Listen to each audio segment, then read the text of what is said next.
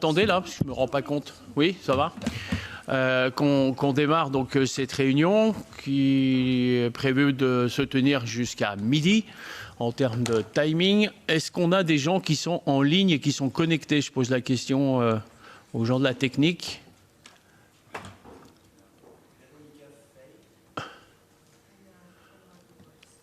Deux personnes? Trois? 21.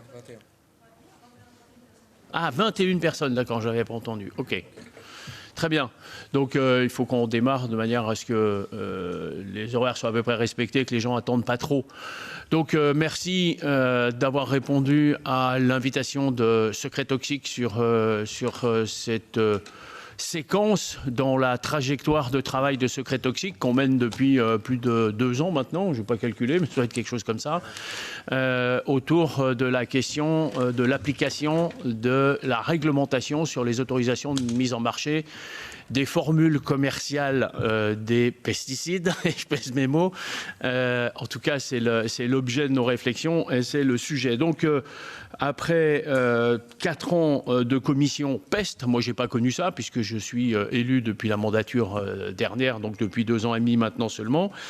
Mais c'est quelque chose qui avait démarré évidemment dans les mandatures précédentes. Et en plein cœur du processus de réautorisation du glyphosate, nous avons besoin de faire le point sur l'état du système d'homologation des pesticides en Europe.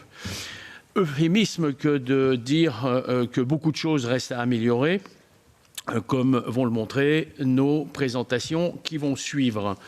Nous avons choisi de focaliser sur quelques problématiques et problèmes centraux qui impliquent une mauvaise évaluation des risques et une mauvaise application du règlement 1107/2009, qui est très central pour nous dans nos démarches, sur la mise sur le marché des pesticides dans l'Union européenne.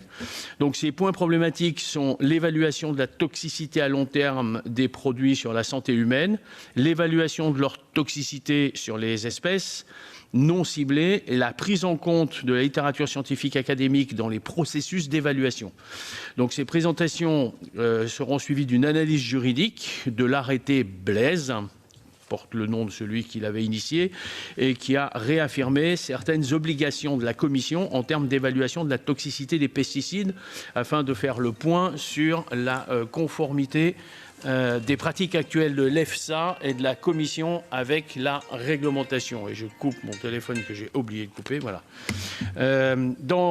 Alors ça va être un peu l'objet du premier panel, de la première heure. Et la deuxième heure, et ben là, on va aborder un petit peu la réflexion commune qu'on va mener pour la suite à donner.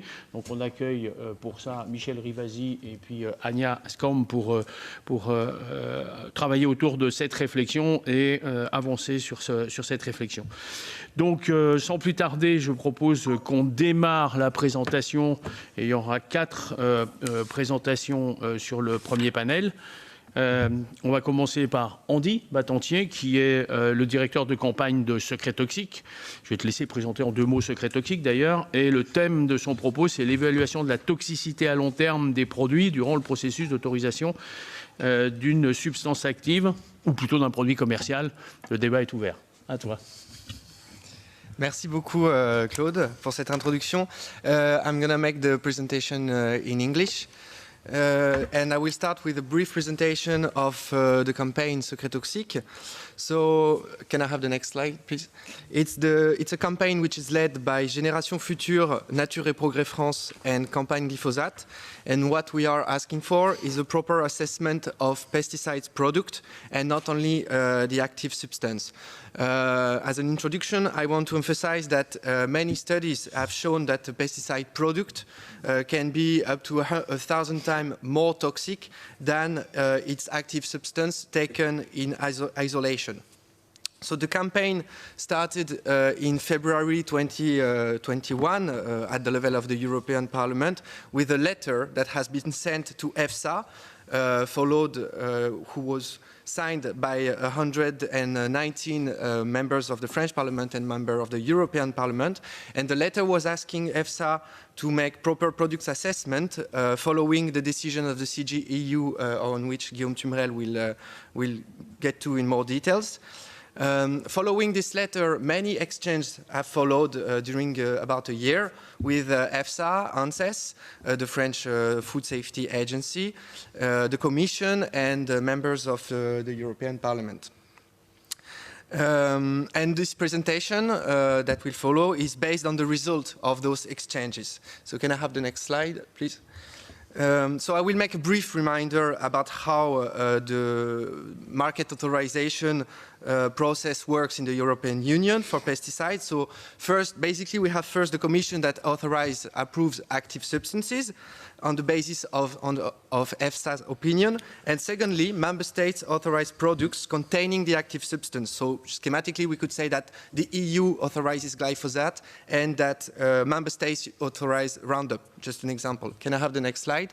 And we have noted in our exchanges with EFSA and the Commission that there is a strong tendency of those institutions to emphasize on this specific aspect of the division of labor. For instance, this is what EFSA answered to the letter that was sent in February 2021, and it's in French, but it says that the active substance assessment is made by the EU first, and then that the pesticide formulation is made by the sole member states before it is authorized on the national territories. Can I have the next slide? That's for EFSA, and for the Commission, we have been told in February, again, by Mr. Klaus Behrendt, the head of unit of pesticide and biocide at the Commission, that first, a comprehensive scientific assessment for the active substance is made at the EU level, and then secondly, the member states actually authorize each individual plant protection product for each individual use on their territories. So this way of presenting things could lead to believe that EU assesses active substances only and that product assessment is fully in the hands of member states. However, that's not what the regulation 1107/2009 is actually asking. Can I have the next slide, please? So Article 4.1 of 1107/2009 says that an active substance shall be approved if the plant protection products containing it meet the requirement provided in paragraph 2 and 3, which means that they don't have any harmful effect on the long or short term in the human health, or the environment. And Article 4.5 says that these requirements are satisfied if it has been established with respect to one of more representative use of at least one plant protection product. In its decision of October 1st, 2019, so can I have the next slide, please? It's basically the same thing that is said, and also the CJEU emphasized on the responsibility of the European food safety authorities into taking into account the cumulative effects of the product and the representative formulation. I will spare you the reading, but you can go and look at point 67, 68, and 69. Can I have the next slide, please? So in short, the Commission can only authorize an active substance if the representative formulation containing it or its residues has no harmful effect on human health or the environment on the short and the long term. This analysis of the long-term danger of the representative formulation has to be formulated by EFSA, in its opinion. And what we can see is that for the dossier of an approval of an active substance, there is no experimental analysis of the representative formulation that is asked. So the question that we have to ask is, how does the Commission and EFSA comply with the requirement of the regulation 1107? Since this analysis of the complete formulation is not asked. So can I have the next slide, please? So we had two answers during our long exchanges of last year with EFSA and the Commission. So in a meeting between MEPs, us and EFSA claimed that it was using what is called the adverse outcome pathway. And the Commission referred to the methods that is described in the Article 6.3 of the CLP regulation. So both those methods have in common to use what is called the principle of extrapolation, which means inferring the toxicity of the mixture from the toxicity of its single component. And it's also important to note that the methods, data, and results of this analysis are not published are not available in the assessment reports that are made available by those agencies. So there would be much to say about the ability of this method to actually properly infer the toxicity of the mixture.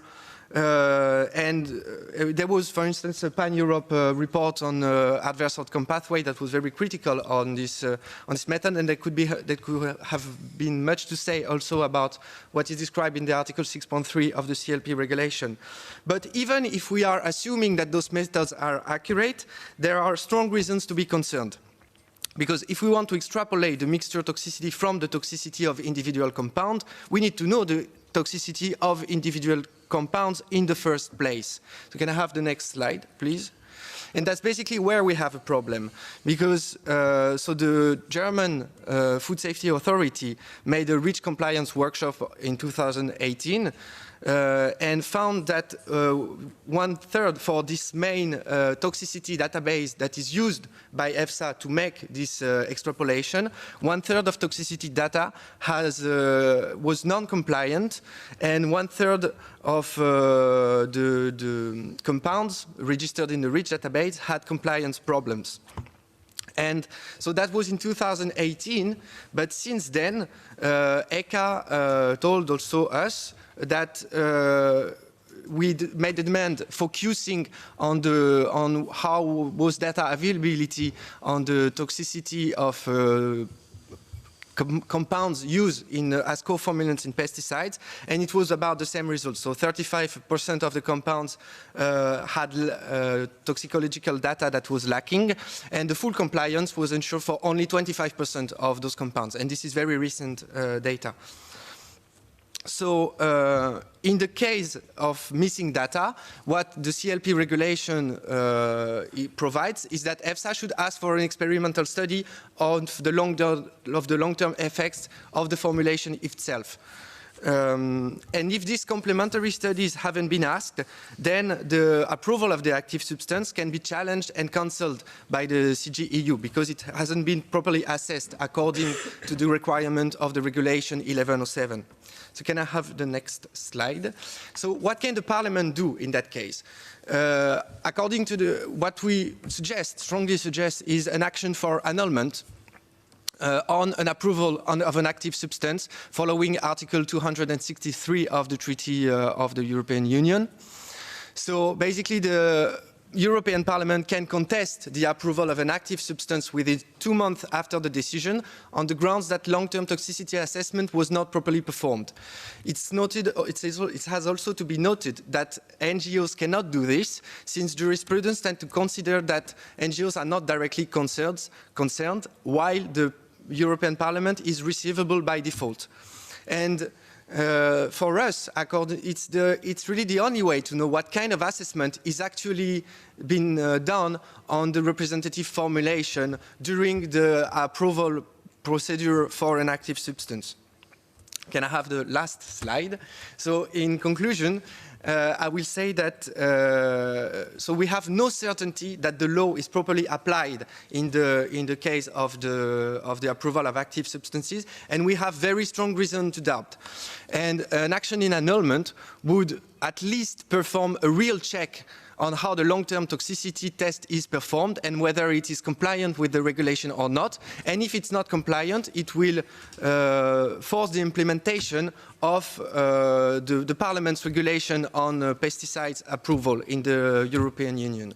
And more generally, I want to finish by putting some ideas about evolution of the regulation. First, we need a better transparency at the very minimum, because for now, since this analysis is not published, we cannot go on it, check on whether it has been well done or not. A third person cannot go, check on whether the assessment of the mixture has been properly done. And the secrecy around this analysis really undermines the scientific aspect of it, because the ability to replicate is a condition of science. So the secrecy around the analysis of the representative formulation really has to be lifted. And also I want to finish by emphasizing a very much conceptual problem about how the regulation frames the pesticides in general, because if you have a product that is 1,000 times more toxic than the active substance taken in isolation, then you have a problem with the concept of an active substance, because what defines an active substance is the fact that it carries the toxicity of the product. But if the product is 1,000 times more toxic than the active substance taken alone, then the toxicity is not carried alone by the active substance. So there is also some improvement to make about the way that pesticides are framed between active substance, co-formulant, impurities, and we really have to focus more on the product itself and its effect on the population, on the environment, which is incidentally what the regulation is asking. So last slide, which is thank you for your attention.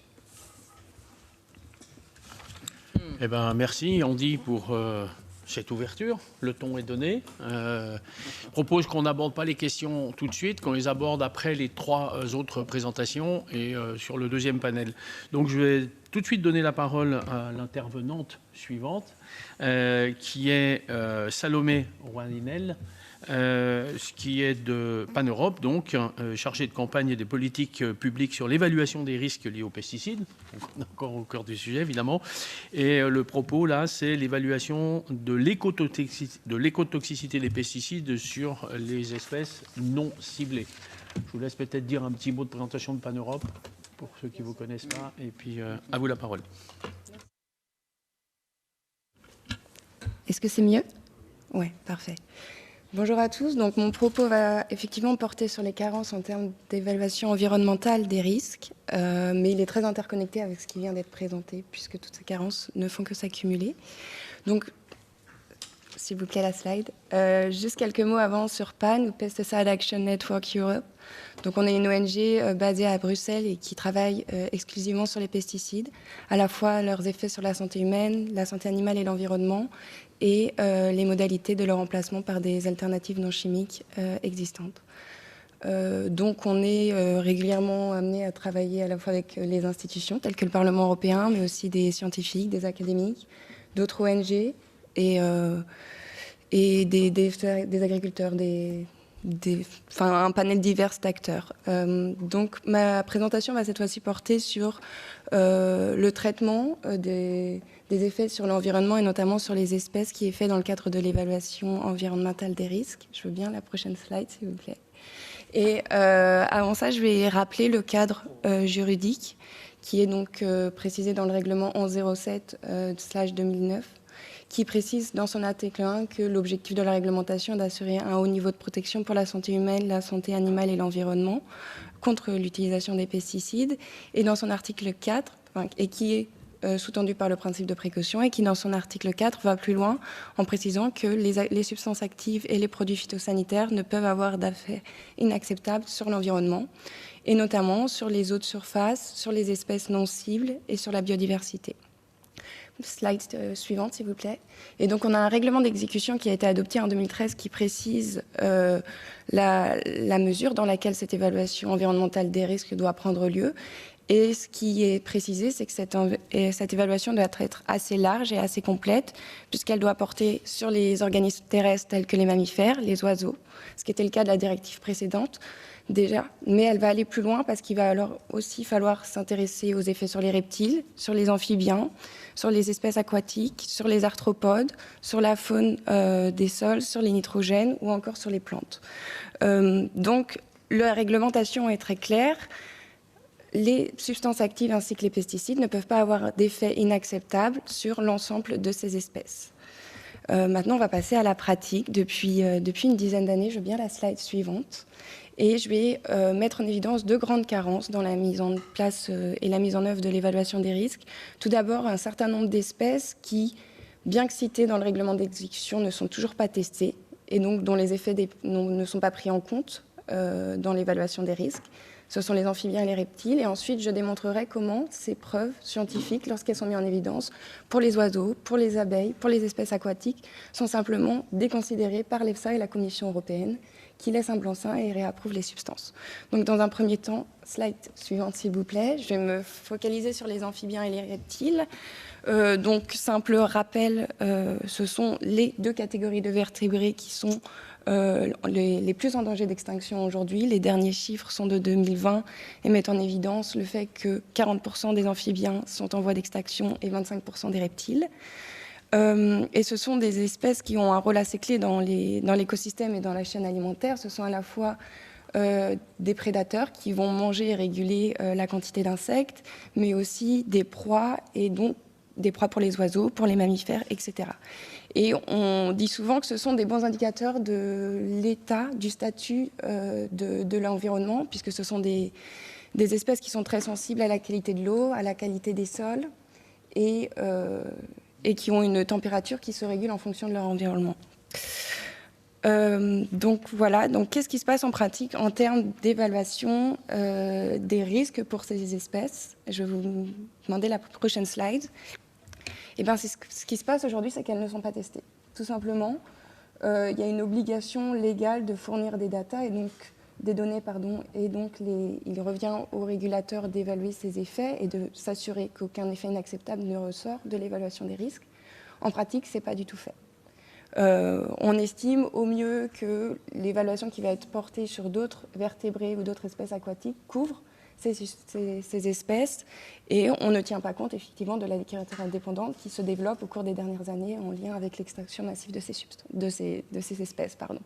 Et c'est un vrai problème parce que les amphibiens et les reptiles sont plus exposés que les autres espèces aux pesticides, de par le fait que leur environnement naturel, leur habitat naturel sont les champs agricoles, et elles sont aussi plus sensibles. À titre d'exemple, les amphibiens ont une peau qui est perméable, par laquelle ils absorbent l'oxygène, l'eau, mais donc aussi nécessairement les pesticides si certains sont pulvérisés directement sur eux. Donc on a une vraie carence à ce niveau-ci depuis plus de 10 ans. Et slide suivante s'il vous plaît.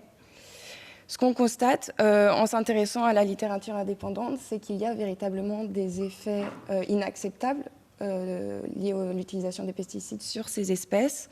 On a notamment les travaux réguliers de Carsten Brühle qui mettent en évidence une toxicité aiguë qui peut conduire jusqu'à un taux de mortalité de 100% des espèces juste après la pulvérisation, et donc à des taux de pulvérisation qui sont à 10% de l'autorisation sur le marché, donc dans des conditions tout à fait réalistes et qui n'ont pas vocation à dépeindre un worst-case scénario, mais plutôt la pratique courante. On a aussi des effets de plus long terme et supplétaux de ces substances. Donc, ce qu'on met clairement en évidence, c'est que l'évaluation des risques telle qu'elle est conduite actuellement ne permet pas de remplir les conditions d'approbation et la réglementation 1107, puisqu'on a clairement des effets inacceptables sur les pesticides, sur les reptiles et les amphibiens par les pesticides. La slide suivante, s'il vous plaît. Et donc ça, c'est quelque chose dont les autorités sont fort informées, puisqu'en 2018, l'EFSA a publié une opinion scientifique dans laquelle elle reconnaît justement ces effets très toxiques et le fait que l'évaluation des risques actuels ne soit pas à la hauteur des enjeux, et qui est supposée être la base pour un document de guidance qui permettra de développer des méthodologies de test sur ces espèces. Donc c'est un document scientifique qui est arrivé et qui était le bienvenu. Et à l'époque, Campagne Europe a demandé quand est-ce que ce document de guidance pourrait être publié. La réponse a été 2022. Ce qui se passe aujourd'hui, c'est que la Commission européenne n'a toujours pas mandaté l'EFSA pour conduire ce travail. Donc, il n'a pas été engagé. Et en dépit du fait que on a une stratégie biodiversité aujourd'hui, qu'on tente de mettre sur un pied d'égalité avec la lutte contre le climat, la conservation et la restauration de la biodiversité, dans la pratique, ça ne constitue pas une priorité. Et donc, rien n'est toujours à réaliser et l'évaluation environnementale des risques demeure un point de nos priorités pour les institutions, enfin pour la Commission européenne, pardon. Slide suivante, s'il vous plaît. Et donc, ce qui est nécessaire aujourd'hui, la plus grande priorité, c'est que ce document de guidance soit préparé. Et ça, à ce niveau-ci, je pense que votre institution peut être un bon moteur pour pousser les États membres ainsi que la Commission européenne à préparer ce document dans les plus brefs délais. Et en attendant, mais ce sera toujours le cas par la suite, on demande que la littérature indépendante qui met clairement en évidence les effets de certaines substances telles que le métribuzin ou le fluoxonil sur ces espèces soient prises en compte.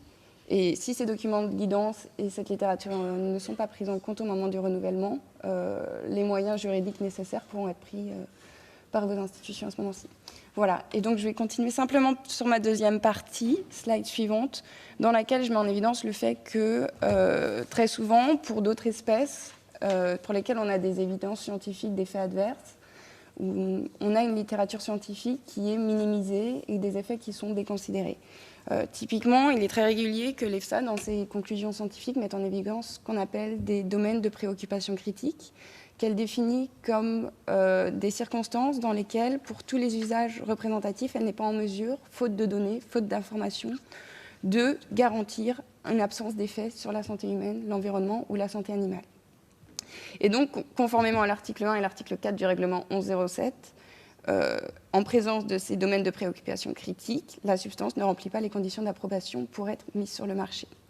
Ce qui se passe dans la pratique, c'est qu'on a une approche beaucoup plus arbitraire. Je vais demander la slide suivante, s'il vous plaît. Ce qu'on constate, c'est que parfois, la Commission européenne s'appuie effectivement sur ces domaines de préoccupation critique pour retirer une substance du marché.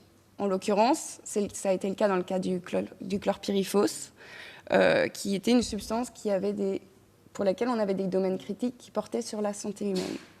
Lorsqu'il est question d'écotoxicité, la pratique est différente. Ce qu'on constate dans les faits, c'est que simplement dans le cas des néonicotinoïdes et du sulfoxaflor, on a effectivement une Commission européenne qui a pris la même approche et qui s'appuyait sur le principe de précaution et l'article 1 et 4 pour retirer ces substances du marché.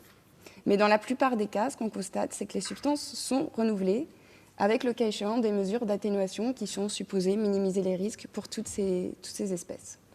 Et donc là, je vais prendre un exemple très récent, si je veux bien la slide suivante, pour lequel la Pan-Europe s'est saisie et a contesté la décision administrative de la Commission européenne et le cas échéant ira devant la Cour de justice de l'Union européenne. C'est le renouvellement de la cypermétrine en tant que candidat à la substitution.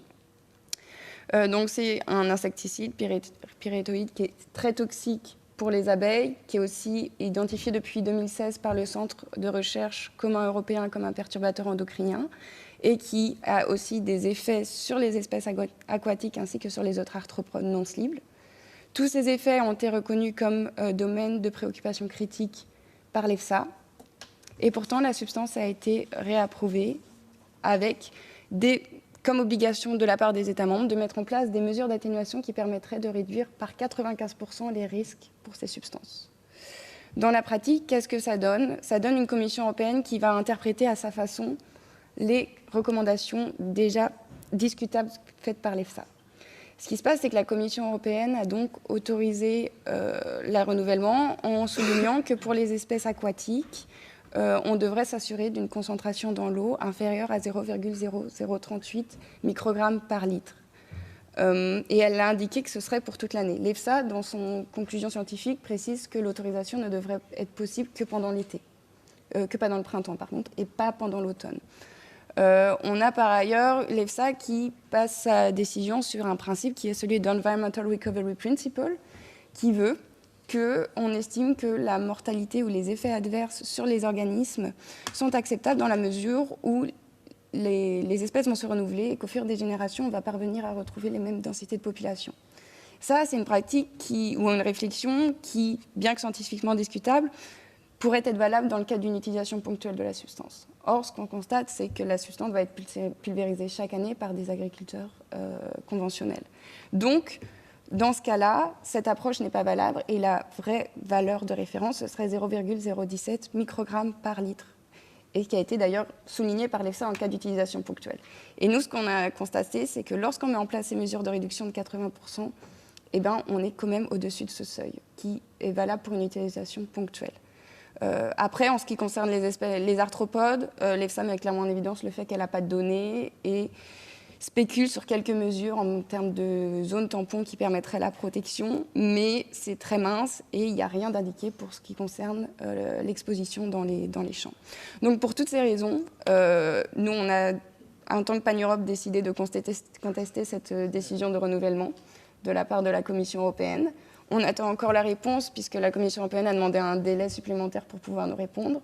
Et notre intention, c'est d'aller devant la Cour de justice de l'Union européenne pour démontrer que, à la fois sur ces effets toxiques sur toutes ces espèces, mais aussi pour la perturbation endocrinienne, qui est un autre grand sujet, mais qu'on n'a pas évoqué aujourd'hui, la substance n'a pas été identifiée à la hauteur des dangers qu'elle pose pour l'environnement et la santé humaine. Donc, je vais juste terminer par une slide sur ce qu'il est possible de faire. Nous, ce qu'on met en évidence, c'est que l'identification de domaines de préoccupation critiques ne peut pas conduire au renouvellement de la substance, qu'en cas d'incertitude scientifique, c'est le principe de précaution qui, conformément à la réglementation, doit prévaloir, et que dans le cas de décisions administratives, donc de renouvellement ou d'approbation contraire de la part de la Commission européenne, nous avons la possibilité d'aller contester ces décisions pour leur légalité, à la fois en tant qu'ONG, mais vous aussi en tant que Parlement européen, parce que malheureusement, ce qu'on constate avec la cypermétrine, c'est que c'est simplement une illustration d'une pratique assez systémique et d'un pattern de la Commission européenne qui est en rien conforme à ce que dispose le règlement 1107. Je vous remercie. Merci Salomé pour cette présentation. Donc on voit qu'on va dans le même sens et qu'il n'y a pas d'effet contraire évidemment par rapport aux constats et aux propositions. Angeliki, docteur Angeliki Lysimakou, donc chargé de politique scientifique chez Health and Environment Alliance. Là, la thématique abordée, c'est la prise en compte de la littérature scientifique académique durant le processus d'évaluation. C'est ça? Donc, c'est à vous la parole.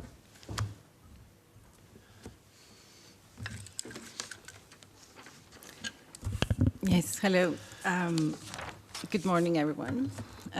Thank you very much for organizing this meeting today. It's very important to revive some of the best recommendations and all the work that it was put in it. And because evidently most of the recommendations have not been addressed. So my presentation is complementary to what has already been discussed, but I'm going to dig into the scientific flaws of the assessment. Next slide, please. And before that, just a couple of words of the organization representing Health and Environment Alliance. It consists of more than 90 organizations all around Europe, working together for better health through a healthier environment. Next.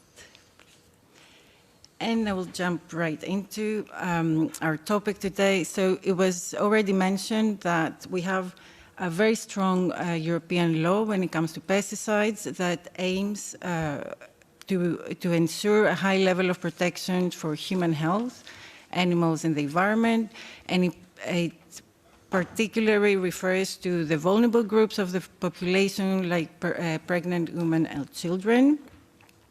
And for this, it has set up some hazard classes. So if pesticides are identified to be hazardous, they must be banned. There are specific classes which they're relevant because, if you will see, if they are identified as such, they have to be removed from the market. But unfortunately, this is not the case.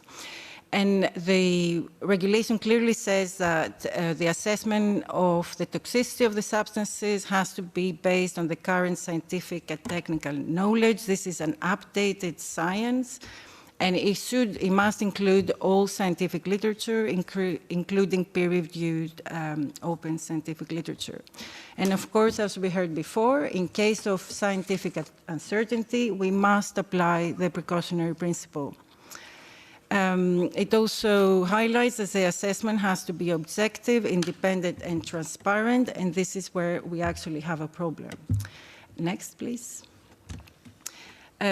Looking into detail, we see that the scientific principles are not actually implemented in practice. Next.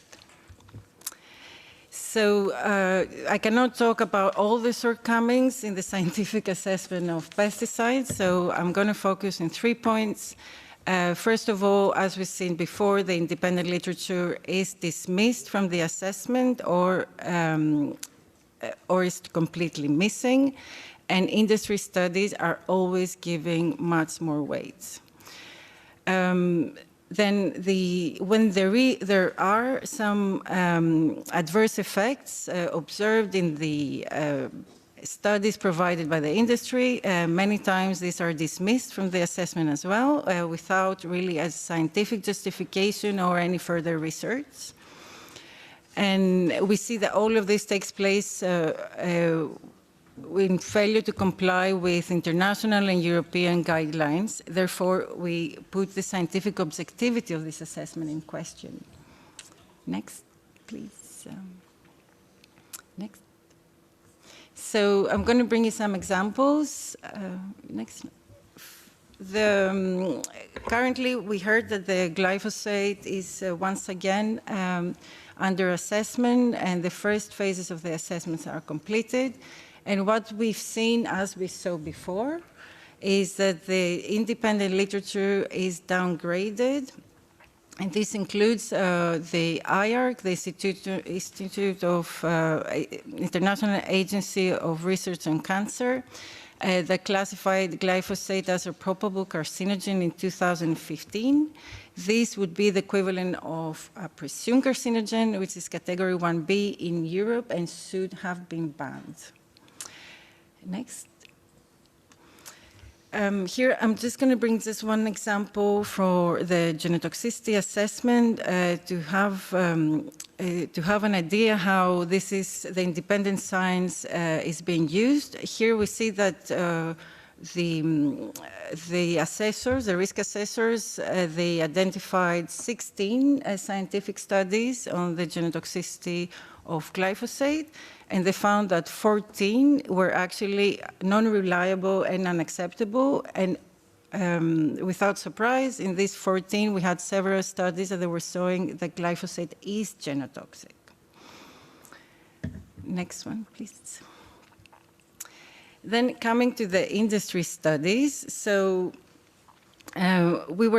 we asked some years ago, well, we already knew that these were not done always according to the rules, so we asked 2 researchers from the Vienna University to look into them, and they found out that the studies that were submitted by the applicants, they only out of the, I think there were 40 on the active substance, and only 2 were actually reliable from a methodological point of view.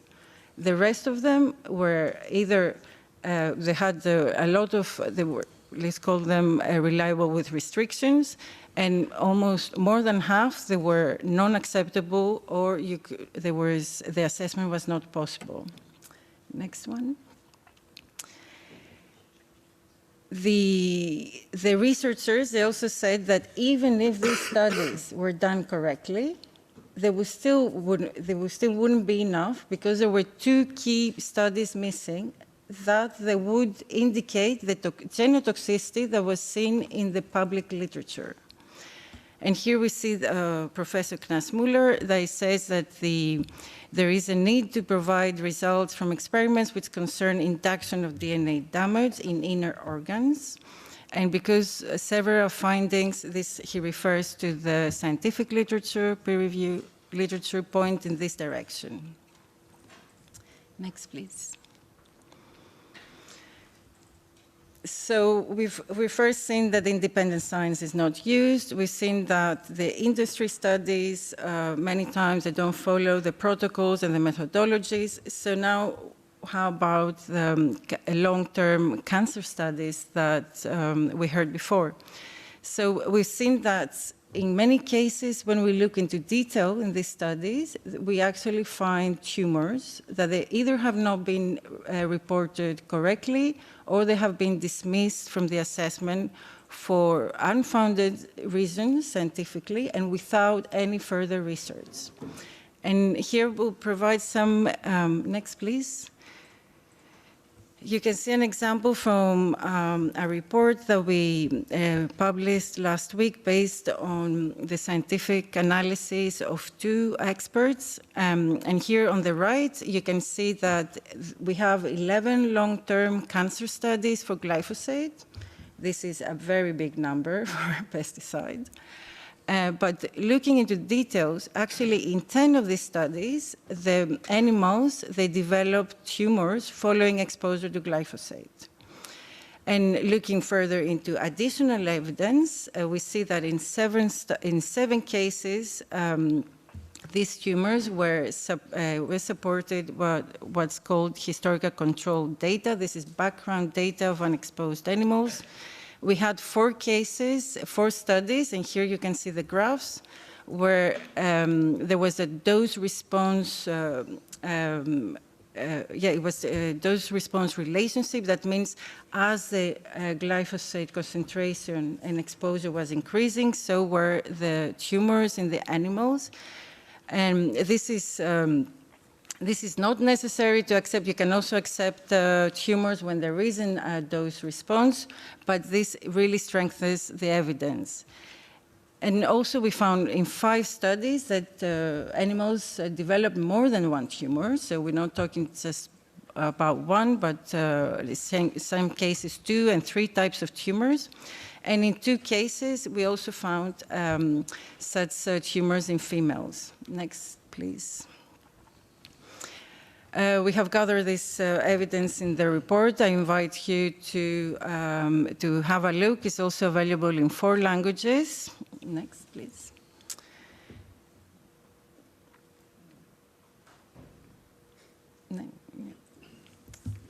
Okay, so now I'm just going to bring another 2 examples. On chlorpyrifos, it's an insecticide that it's toxic to the brain.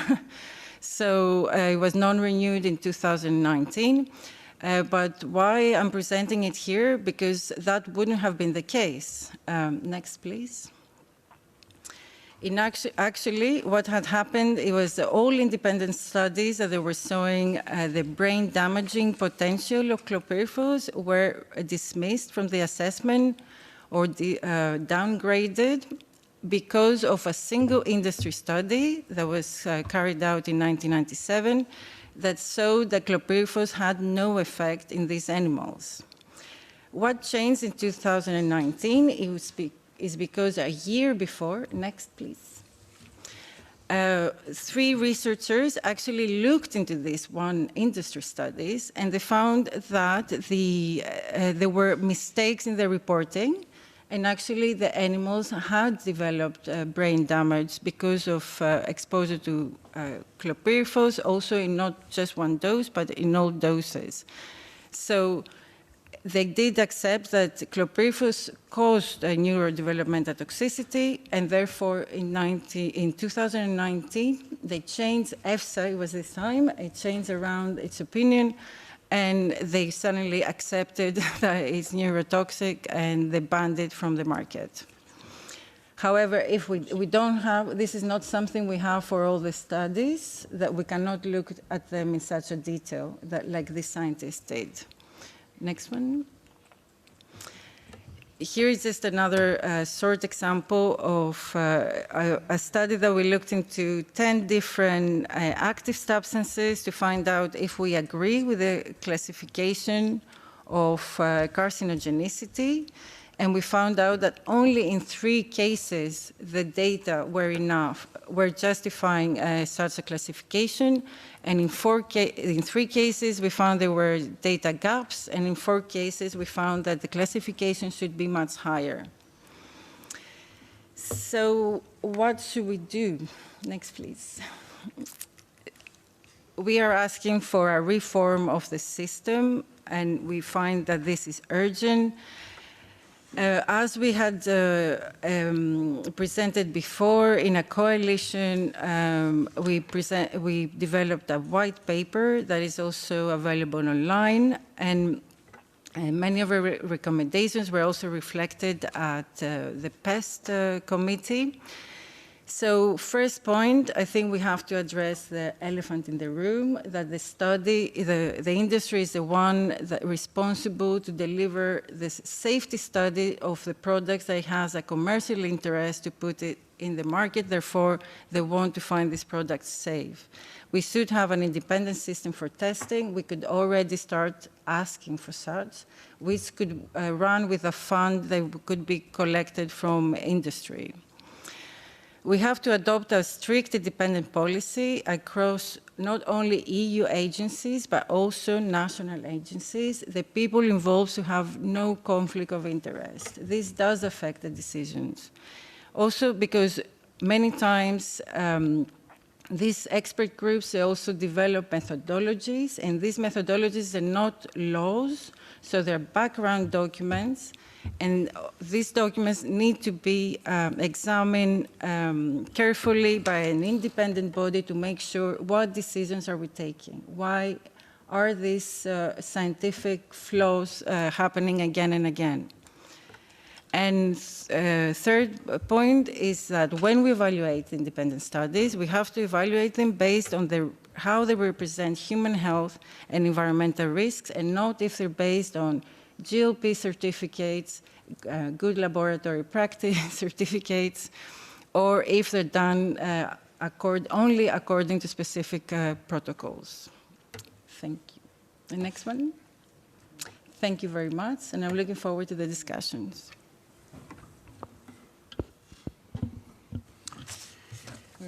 Merci beaucoup, Angeliki.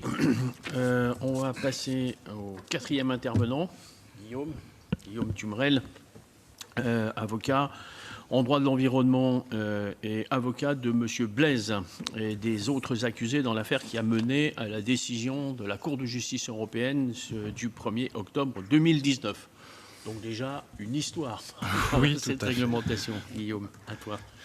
Oui, merci. Donc oui, je suis avocat. J'ai été mandaté également par la campagne Secret Toxique et les députés européens pour effectuer une analyse juridique des difficultés que présente cette législation et l'application de cette législation sur l'évaluation des pesticides. Donc d'abord, je vais reprendre très rapidement la technique d'évaluation qui a été mise en place par le règlement. Donc c'est le règlement 1107/2009. L'évaluation se fait en 2 étapes. Donc la première, c'est l'approbation de la substance active qui se fait au niveau européen. Vous avez l'industriel qui veut faire évaluer une substance active, qui dépose son dossier à une instance nationale qui est chargée de faire un pré-rapport, une proposition de rapport. Cette proposition de rapport est ensuite transmise à l'EFSA qui, elle, effectue le rapport complet et définitif qui est remis à la Commission européenne, et la Commission prend un règlement d'approbation de cette substance active. Donc sur la substance active, c'est la Commission qui prend la décision. Ensuite, vous avez une deuxième étape qui se passe au niveau national, qui est l'autorisation de mise sur le marché. Donc là, c'est l'autorité nationale, française ou autre, en France c'est l'ANSES, qui examine le produit fini complet à base de substances actives et d'autres composants, et qui décide si oui ou non ce produit peut être commercialisé en France ou dans les pays membres dans lesquels la demande d'autorisation est déposée. Donc cette difficulté, déjà il y a une première difficulté, c'est le saucissonnage des procédures entre deux organes qui sont séparés, qui peut aboutir déjà à une complexité et à un défaussement des uns sur les autres parfois au niveau de la procédure. Alors je vais vous parler principalement de l'approbation de la substance active, puisque c'est ce qui concerne le niveau européen. Donc le règlement européen, il est très clair sur l'approbation des substances actives. Il précise, alors je vous lis un très bref extrait, il précise qu'une substance active n'est approuvée que si sur la base de l'évaluation de tests de géonotoxicité de niveau supérieur effectués conformément aux exigences en matière de données pour les substances actives, notamment une analyse de la documentation scientifique examinée par l'autorité, il ou elle n'est pas déclarée ou classée mutagène de catégorie 1A ou 1B. Donc c'est la même chose pour le côté mutagène, pour le côté cancérigène et pour la question du perturbateur endocrinien. Donc pour être approuvé une substance active, il doit y avoir une série de tests, d'évaluations qui sont effectués et qui ne doivent pas faire ressortir une toxicité, donc des analyses à long terme sur cette substance active. La difficulté, c'est que le règlement européen déjà ne définit pas clairement la substance active. Donc il y a une déclaration qui est faite par les industriels de qu'est-ce qui constitue pour eux une substance active ou non. Et surtout, la deuxième particularité, c'est qu'il n'est pas définit la manière dont l'analyse est effectuée. On parle dans le règlement de la substance active, on ne parle pas du produit fini complet tel qu'il est commercialisé. Et là, il y a une difficulté d'interprétation. C'est-à-dire que la pratique de l'ANSES, de la pratique de l'EFSA au niveau européen, c'est de ne pas évaluer les produits complets, d'écarter les publications scientifiques qui concernent les produits complets et de ne regarder que ce qui concerne la substance déclarée active. Donc, pour exemple, sur les produits à base de glyphosate comme le Roundup, l'EFSA va exclure toutes les publications scientifiques qui concernent le Roundup, la formulation complète, ou toutes les formulations à base de glyphosate. Elle ne va examiner que les textes scientifiques qui concernent le glyphosate tout seul. Donc lorsqu'on prend du glyphosate tout seul ou lorsqu'on prend un produit composé notamment de glyphosate, mais généralement de 70% d'autres produits d'une toxicité parfois beaucoup plus élevée, on n'a pas le même produit en fait. Donc en fait ce qu'on évalue au niveau européen, c'est la substance active qui ne se retrouve pas toute seule dans l'environnement. Ce qu'on retrouve dans l'environnement, ce sont des produits finis, complets, composés d'une partie de substance active et d'une grande partie d'autres produits, souvent indéterminés. Et il y a eu des études scientifiques sur lesquelles nous nous sommes appuyés qui démontrent que le produit complet fini auquel l'environnement est soumis, auquel la personne est exposée, est jusqu'à 1000 fois plus toxique que la substance active toute seule. Donc autrement dit, au niveau européen, la pratique actuelle de l'EFSA, c'est d'analyser la substance qui est 1000 fois moins toxique que ce qu'on peut trouver aujourd'hui dans l'environnement. Donc c'est une véritable problématique, un problème même d'interprétation du texte qui s'est posé, que nous avons posé à la Cour européenne, effectivement sur ce fameux procès Blaise qui a débouché, donc c'était un tribunal français qui a posé une question préjudicielle à la Cour européenne sur l'interprétation du règlement européen, en disant est-ce que lorsque l'EFSA et la Commission autorisent une substance active, ils doivent prendre en compte la totalité des textes, la totalité des analyses de produits finis complets tels qu'ils sont commercialisés, ou est-ce qu'on analyse uniquement la substance active toute seule, isolée du contexte, isolée du reste du produit. Donc la Cour de justice de l'Union européenne a rendu un arrêt le 1er octobre 2019, donc qui a très considérablement éclairci les choses, puisqu'elle est venue finalement contredire ce qu'applique aujourd'hui l'EFSA et ce qu'applique aujourd'hui la Commission européenne.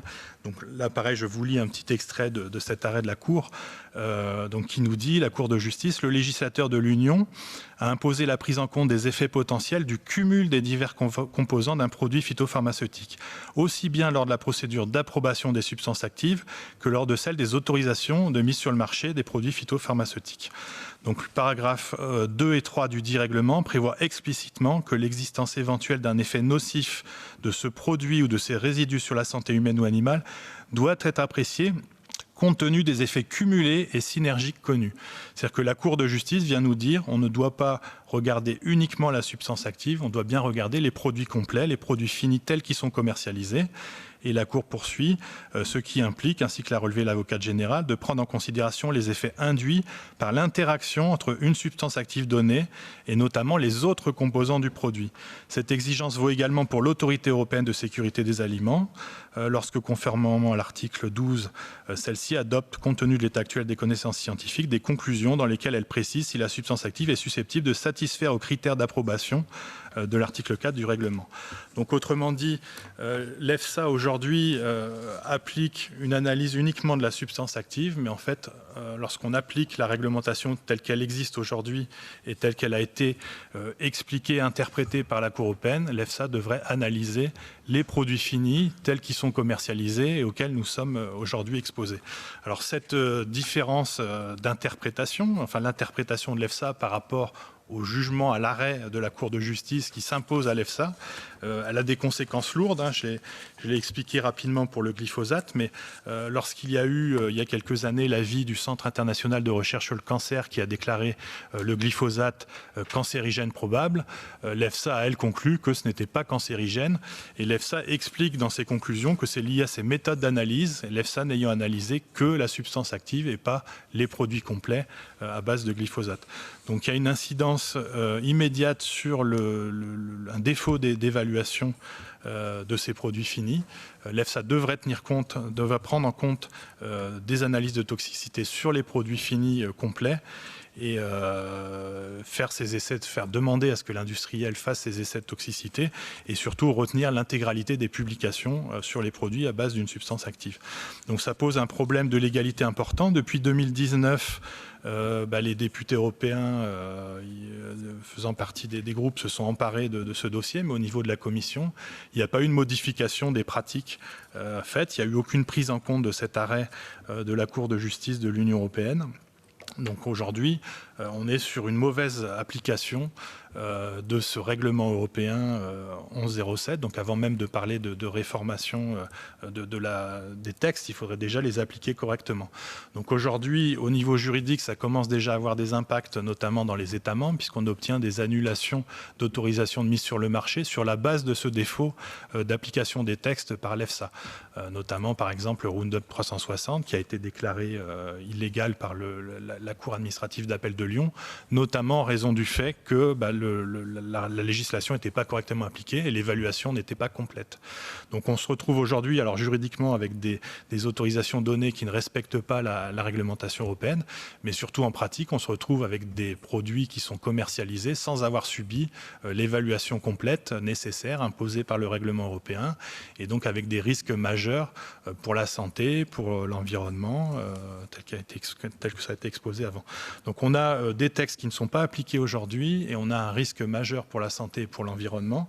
Donc la position aujourd'hui de Secret Toxiques, c'était d'alerter le Parlement européen sur cette absence d'application de la réglementation pour que peut-être le Parlement agisse auprès de la Commission ou peut-être engage des voies auprès de la Cour de justice en exécution. Il y a toute une série de possibilités juridiques d'action, alors que ce soit des associations, ce qu'elles font déjà, ce que ce soit des parlementaires.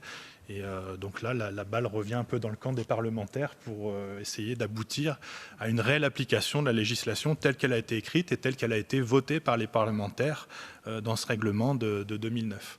Voilà, donc ce qui serait important aujourd'hui, c'est effectivement d'appliquer la réglementation pour protéger la santé du citoyen européen.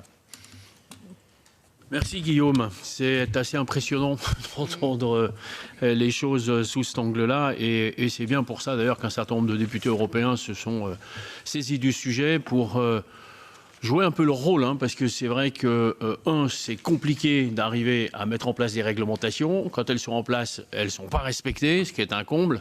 Mais notre rôle, c'est aussi d'assurer la sécurité des citoyens sur les territoires. Et quand on voit les conséquences des pesticides qui ont été évoqués par les différentes ONG, on est quand même très inquiet pour la santé des citoyens et de l'environnement en même temps. Donc du coup, c'est un vrai sujet très sérieux pour nous de donner suite à ça. Du coup, je vais arriver au deuxième partie de la réunion, deuxième panel, sur maintenant comment on s'en saisit, qu'est-ce qu'on fait, comment on avance pour travailler sur ce sujet. Alors je vais juste excuser Benoît Biteau, qui est un des collègues député européen Europe Écologie Les Verts, qui ne peut pas être là aujourd'hui parce qu'il est sur d'autres sujets. Il est sur l'eau à Poitiers, un autre sujet de réjouissance pour les écologistes. Et il y a 3 groupes politiques qui sont présents au sein de Secret Toxiques pour travailler sur ce sujet. Donc il y a la gauche qui est représentée donc, ici, il y a les Verts, et puis il y a le Parti Socialiste et Éric Andrieux s'excuse aussi, je l'ai vu encore hier, il ne pouvait pas être là ce matin, mais on a ce groupe politique aussi qui se soucie de ces questions. Voilà, donc du coup, je propose que Michel et Anya commence à ouvrir un petit peu la discussion et la réflexion sur les suites qu'on peut donner. Et puis après, la parole sera aussi à vous dans la salle et à vous tout le monde, c'est-à-dire toutes les ONG qui ont accepté de venir et je les en remercie encore, mais aussi les députés qui sont là, peut-être en ligne parce que je ne vois pas qui est en ligne, et puis bien sûr tous les attachés parlementaires qui représentent leurs députés et qui sont là et qui ont probablement des questions. Donc évidemment, tout le monde est invité à se manifester par rapport à ces questionnements. Donc on commence, c'est... Qui commence? Vous vous êtes mis d'accord? C'est Anya qui commence, c'est Michel? Michel. Bon, allez. Allez.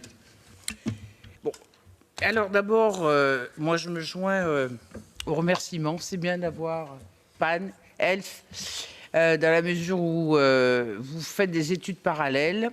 Je pense à Génération Future aussi. Ouais. Je vois qu'il y a des gens de Polynice qui sont là et qui luttent aussi sur les pesticides vis-à-vis des abeilles.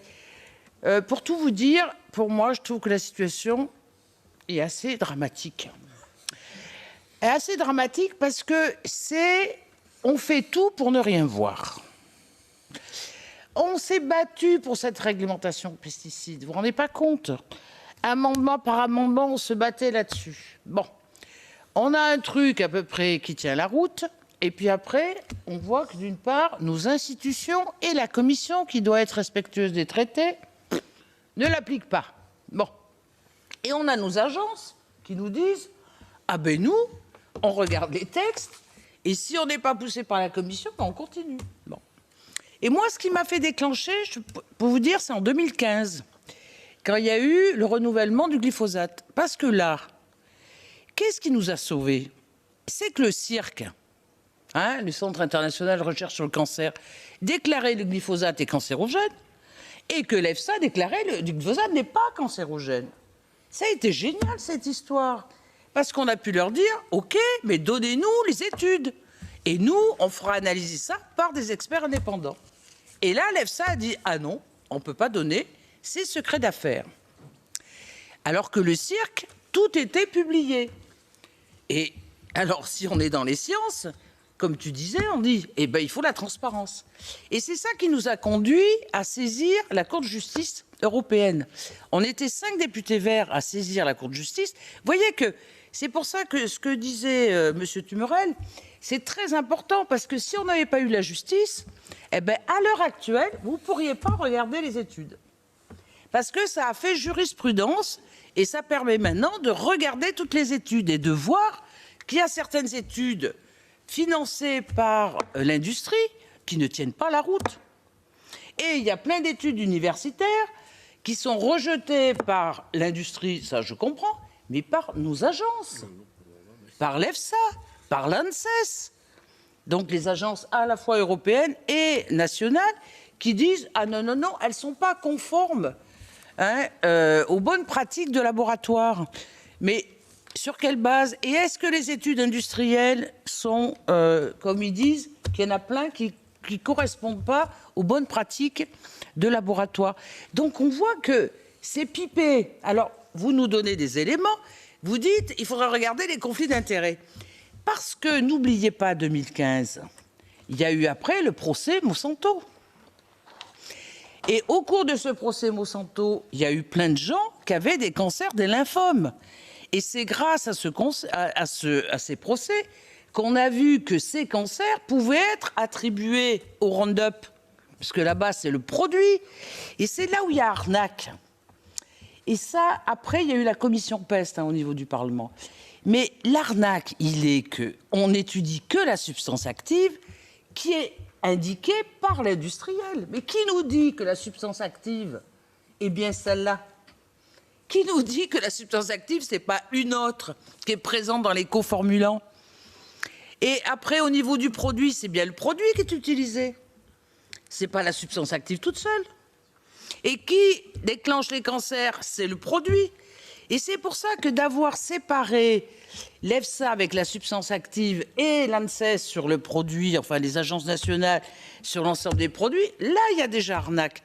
Et alors, moi, j'ai beaucoup aimé que vous attaquiez, comme quoi c'est complémentaire, de donner une meilleure interprétation à ce règlement, parce que là, ils disent, mais ça n'empêche pas l'EFSA de regarder le produit et de regarder le côté synergie, si vous voulez, au niveau du produit. Alors que dans la première interprétation, c'était pas dit comme ça, parce que je me souviens, l'EFSA disait « Ah, nous, on fait que la substance active ». Alors, ils étaient contents puisqu'ils renvoyaient à l'ANSES. Sauf que l'ANSES ne faisait que la toxicité aiguë et n'avait pas l'obligation à faire. Bon, donc, des trous dans la raquette, il y en a partout. Alors maintenant, qu'est-ce qu'on peut faire? Qu'est-ce qu'on peut faire?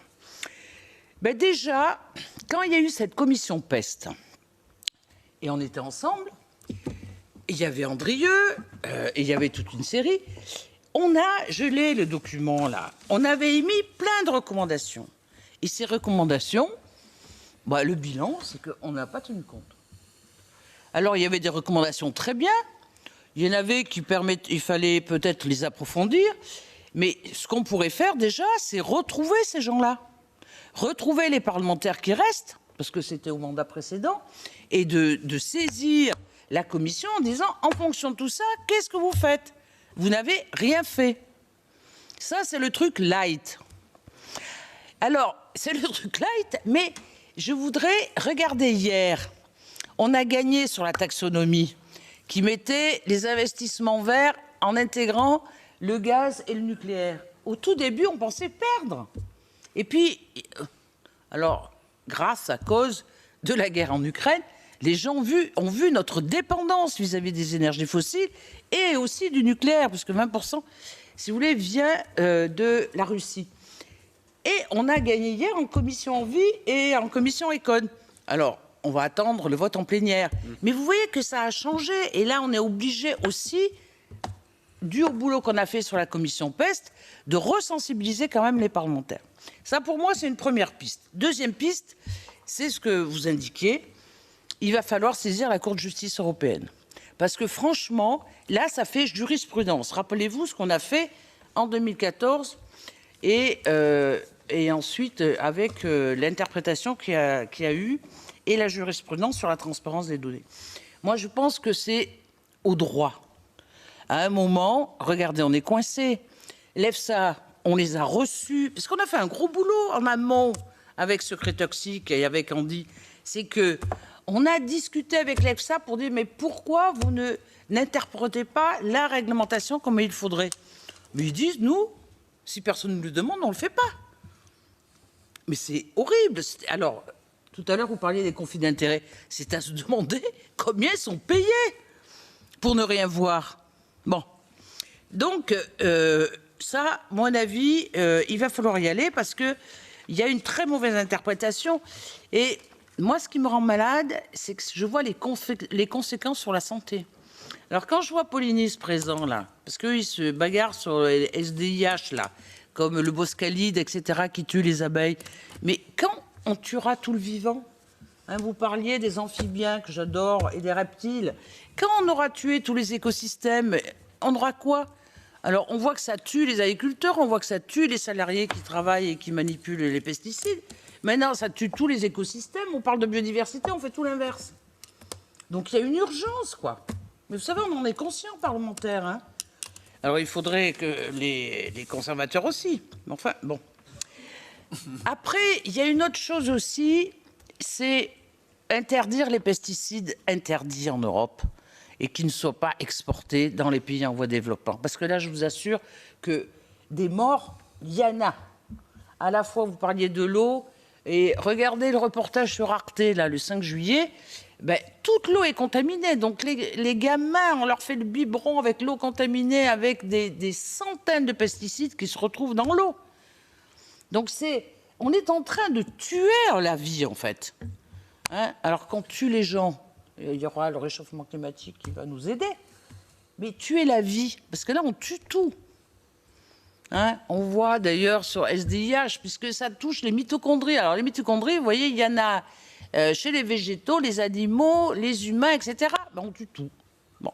Donc ça, pour moi, c'est très important.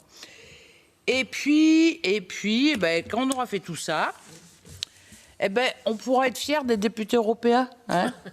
Et puis, il faut s'allier absolument au niveau des députés nationaux. Parce que vous voyez qu'il y a un duo entre l'EFSA et les agences nationales. Il faut absolument bloquer le système. Il est anormal que le lobby des pesticides, comme ça, ait une telle influence. Enfin, tous ces pesticides qui sont balancés, on n'est pas contre absolument les pesticides. Nous, on est plutôt pour le bio, les verts, mais quand même, des pesticides aussi toxiques. Alors, on sait que ça doit être toxique, puisque ça tue aussi bien quand on est herbicide, fongicide ou tout ce que vous voulez. Mais à ce point, c'est... Non, mais c'est un crime. Pour moi, c'est un écocide, ouais. C'est un crime contre la vie et je trouve qu'on n'est pas assez virulent. C'est pour ça que je récapitule. 1, il faut informer nos collègues en les associant parce qu'ils ne sont pas au courant que c'est aussi dramatique. 2, on joue sur le droit, le respect du droit, la justice. Et 3, on essaie d'étendre et de ne pas faire une forteresse de l'Europe en disant nous on se protège et puis on permet aux industries des pesticides de vendre des trucs interdits chez nous ailleurs. Non, on est sur la solidarité. Voilà, moi je vois les pistes comme ça, mais peut-être que ma collègue en a d'autres. Mais de toute façon, là, il faut être ensemble. Hein. Voilà, Alors, l'union. Ania, vous savez, merci. on est pour l'union en ce moment, nous. Rassemblement, oui. Merci Michel. Alors, Ania, ton regard d'ancienne routière aussi sur la question, si je peux me permettre. Yes, thank you, Claude, and thank you so much for the invitation to be here today, and for the very interesting presentations that we heard from all of the panelists. Indeed, the insufficient risk assessment procedure of pesticides is very, very worrying, and pesticides are threatening our health and threatening also the health of our ecosystems and of every single individual and every single link in it, as Salome also showed in her presentation. And it is very clear that the EU laws, the EFSA, ECHA, and the implementation by the member states are completely insufficient to guarantee safe agricultural practices. And pesticides are not safe for consumers. They are also not safe for farmers. And they are not safe for residents in agricultural areas. And these people are completely ignored in all the risk assessment process, but they are showered with toxic pesticides and sprays of hazardous pesticides. As sometimes, well, I lived in the Netherlands, in the countryside, sometimes 3 times a week. And you never know what they are using, you never know what they are spraying, what you should do. And I am very angry that I can, for instance, recognize the taste of metamnatrium, which is a pesticide that is already banned in the EU, but is still allowed in some cases. There are some derogations. Pesticides are not safe for bees, bumblebees, butterflies, and all other essential pollinators. They are not safe for crucial soil organisms, not safe at all for anything or anyone. And the Party for the Animals that I'm representing is fighting against this on a European level, but also in our member states and at national, local, regional level to ban the most hazardous pesticides, to get binding reduction targets and ambitious and effective ways of promoting agroecological farming. And we did so for many years. And it is very, very clear that much more still needs to be done. And together we set up the Pesticide Committee a few years ago. And also there we heard that the recommendations are still not followed up. Still, also there, a lot of work needs to be done. And yeah, and Angeliki talked also about the pesticides that and the withdrawal and approval procedure. There is a problem here with these approvals. When a license ends after a period of authorization, it has to be renewed. But industry keeps delaying the studies, sending in the data. So what is happening is that the European Commission says that they are forced to prolong and reauthorize and renew the authorizations. And we object time and again against this, together with the Greens, together with the S&D group. And we only pick the most hazardous one, the ones that are proven to be carcinogenic, mutagenic, reprotoxic, and proven to be endocrine disrupting chemicals. And they all meet the so-called cut-off criteria. So if they were new on the market, they would never be allowed.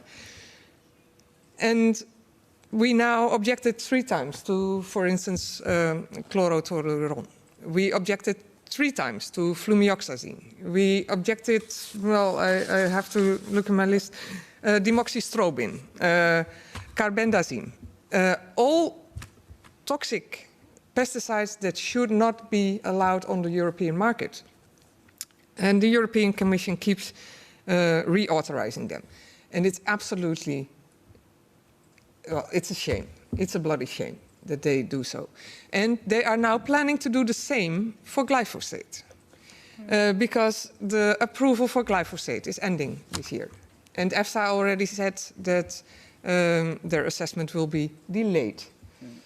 So we can almost be certain that the European Commission will, at the end of this year, reauthorize glyphosate for a period of 1 year, 2 years.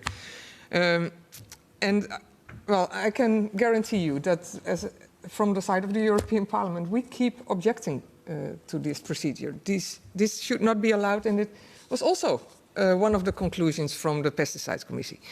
I'm very thankful that for the determination of the petitioners of Secret Toxins campaign. And I commend the work they do. It is now up to us to ensure that the Commission comes up with swiftly a legislative proposal to change the way risk assessments of pesticides are being done, not only to ensure the entire mixture of pesticides is assessed properly, as is very rightly demanded by the campaign and which needs to be done. But we have to go further. We have to take into account the effects of pesticides on soil water quality and drinking water sources, including the cumulative and synergistic effect, which is exactly what we already asked for in the Farm to Fork report.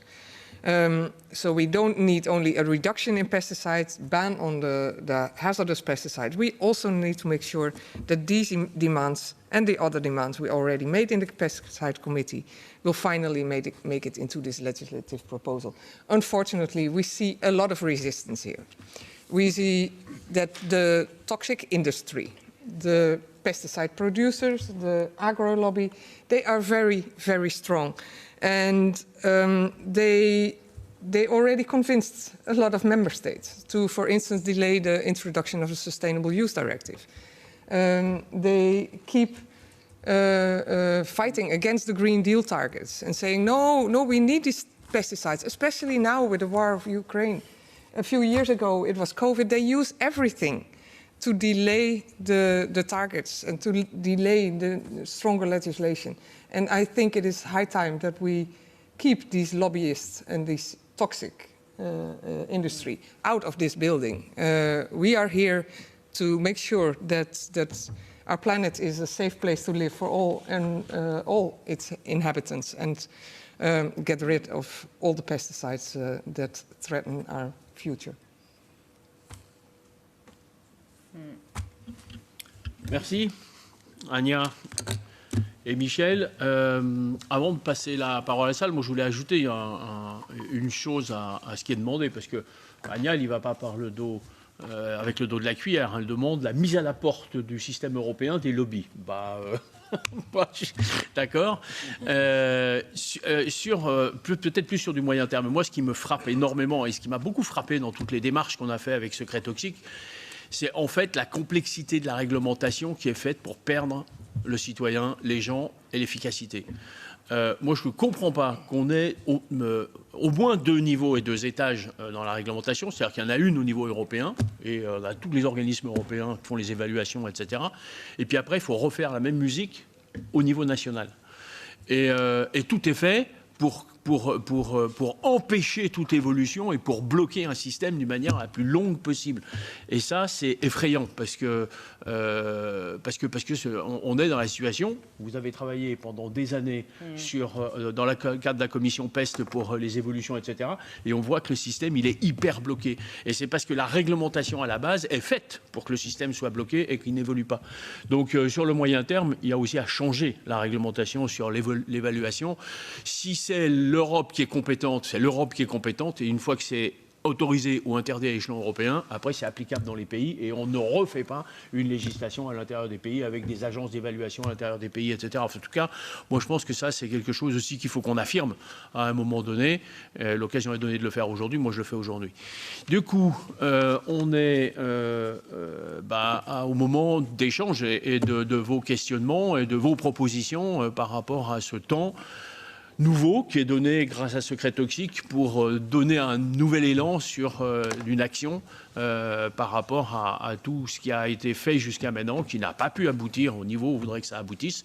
Donc je vous passe la parole dans la salle. Je ne sais pas qui veut commencer à réagir par rapport, à ce que vous avez entendu. Ça peut appeler des questions aussi, et puis des propositions. Je veux bien dire quelques mots en réaction à ce qui a été dit dans le panel 2 aussi. Ouais. Tu dis? Je veux bien dire quelques mots. Eh bien, mais je donne la parole à la salle, mais aussi à ceux qui sont là. Vas-y, Andy. Oui, je voudrais rappeler qu'on remercie évidemment vous remercie pour nous accueillir ici et pour avoir organisé cet événement. Et je voulais juste dire quelques mots en réaction justement aux commentaires qui ont été faits par Ania, Michel et Claude. C'est-à-dire que il y a ce qui nous a frappé en fait dans toute cette dynamique, c'est que tout ce qui concerne les questions qui sont liées aux pesticides deviennent rapidement très complexes. Et ce qu'on a voulu essayer de faire avec Angeliki et Salomé, c'est vraiment de vous présenter quelques points. Alors on pourrait en faire beaucoup d'autres, mais dans ce cas il nous faudrait la journée. Mais on a voulu vraiment présenter quelques points qui vous montrent en fait, je pense qu'il doit être interprété comme un point de départ par rapport à une évolution à venir de la réglementation sur les pesticides.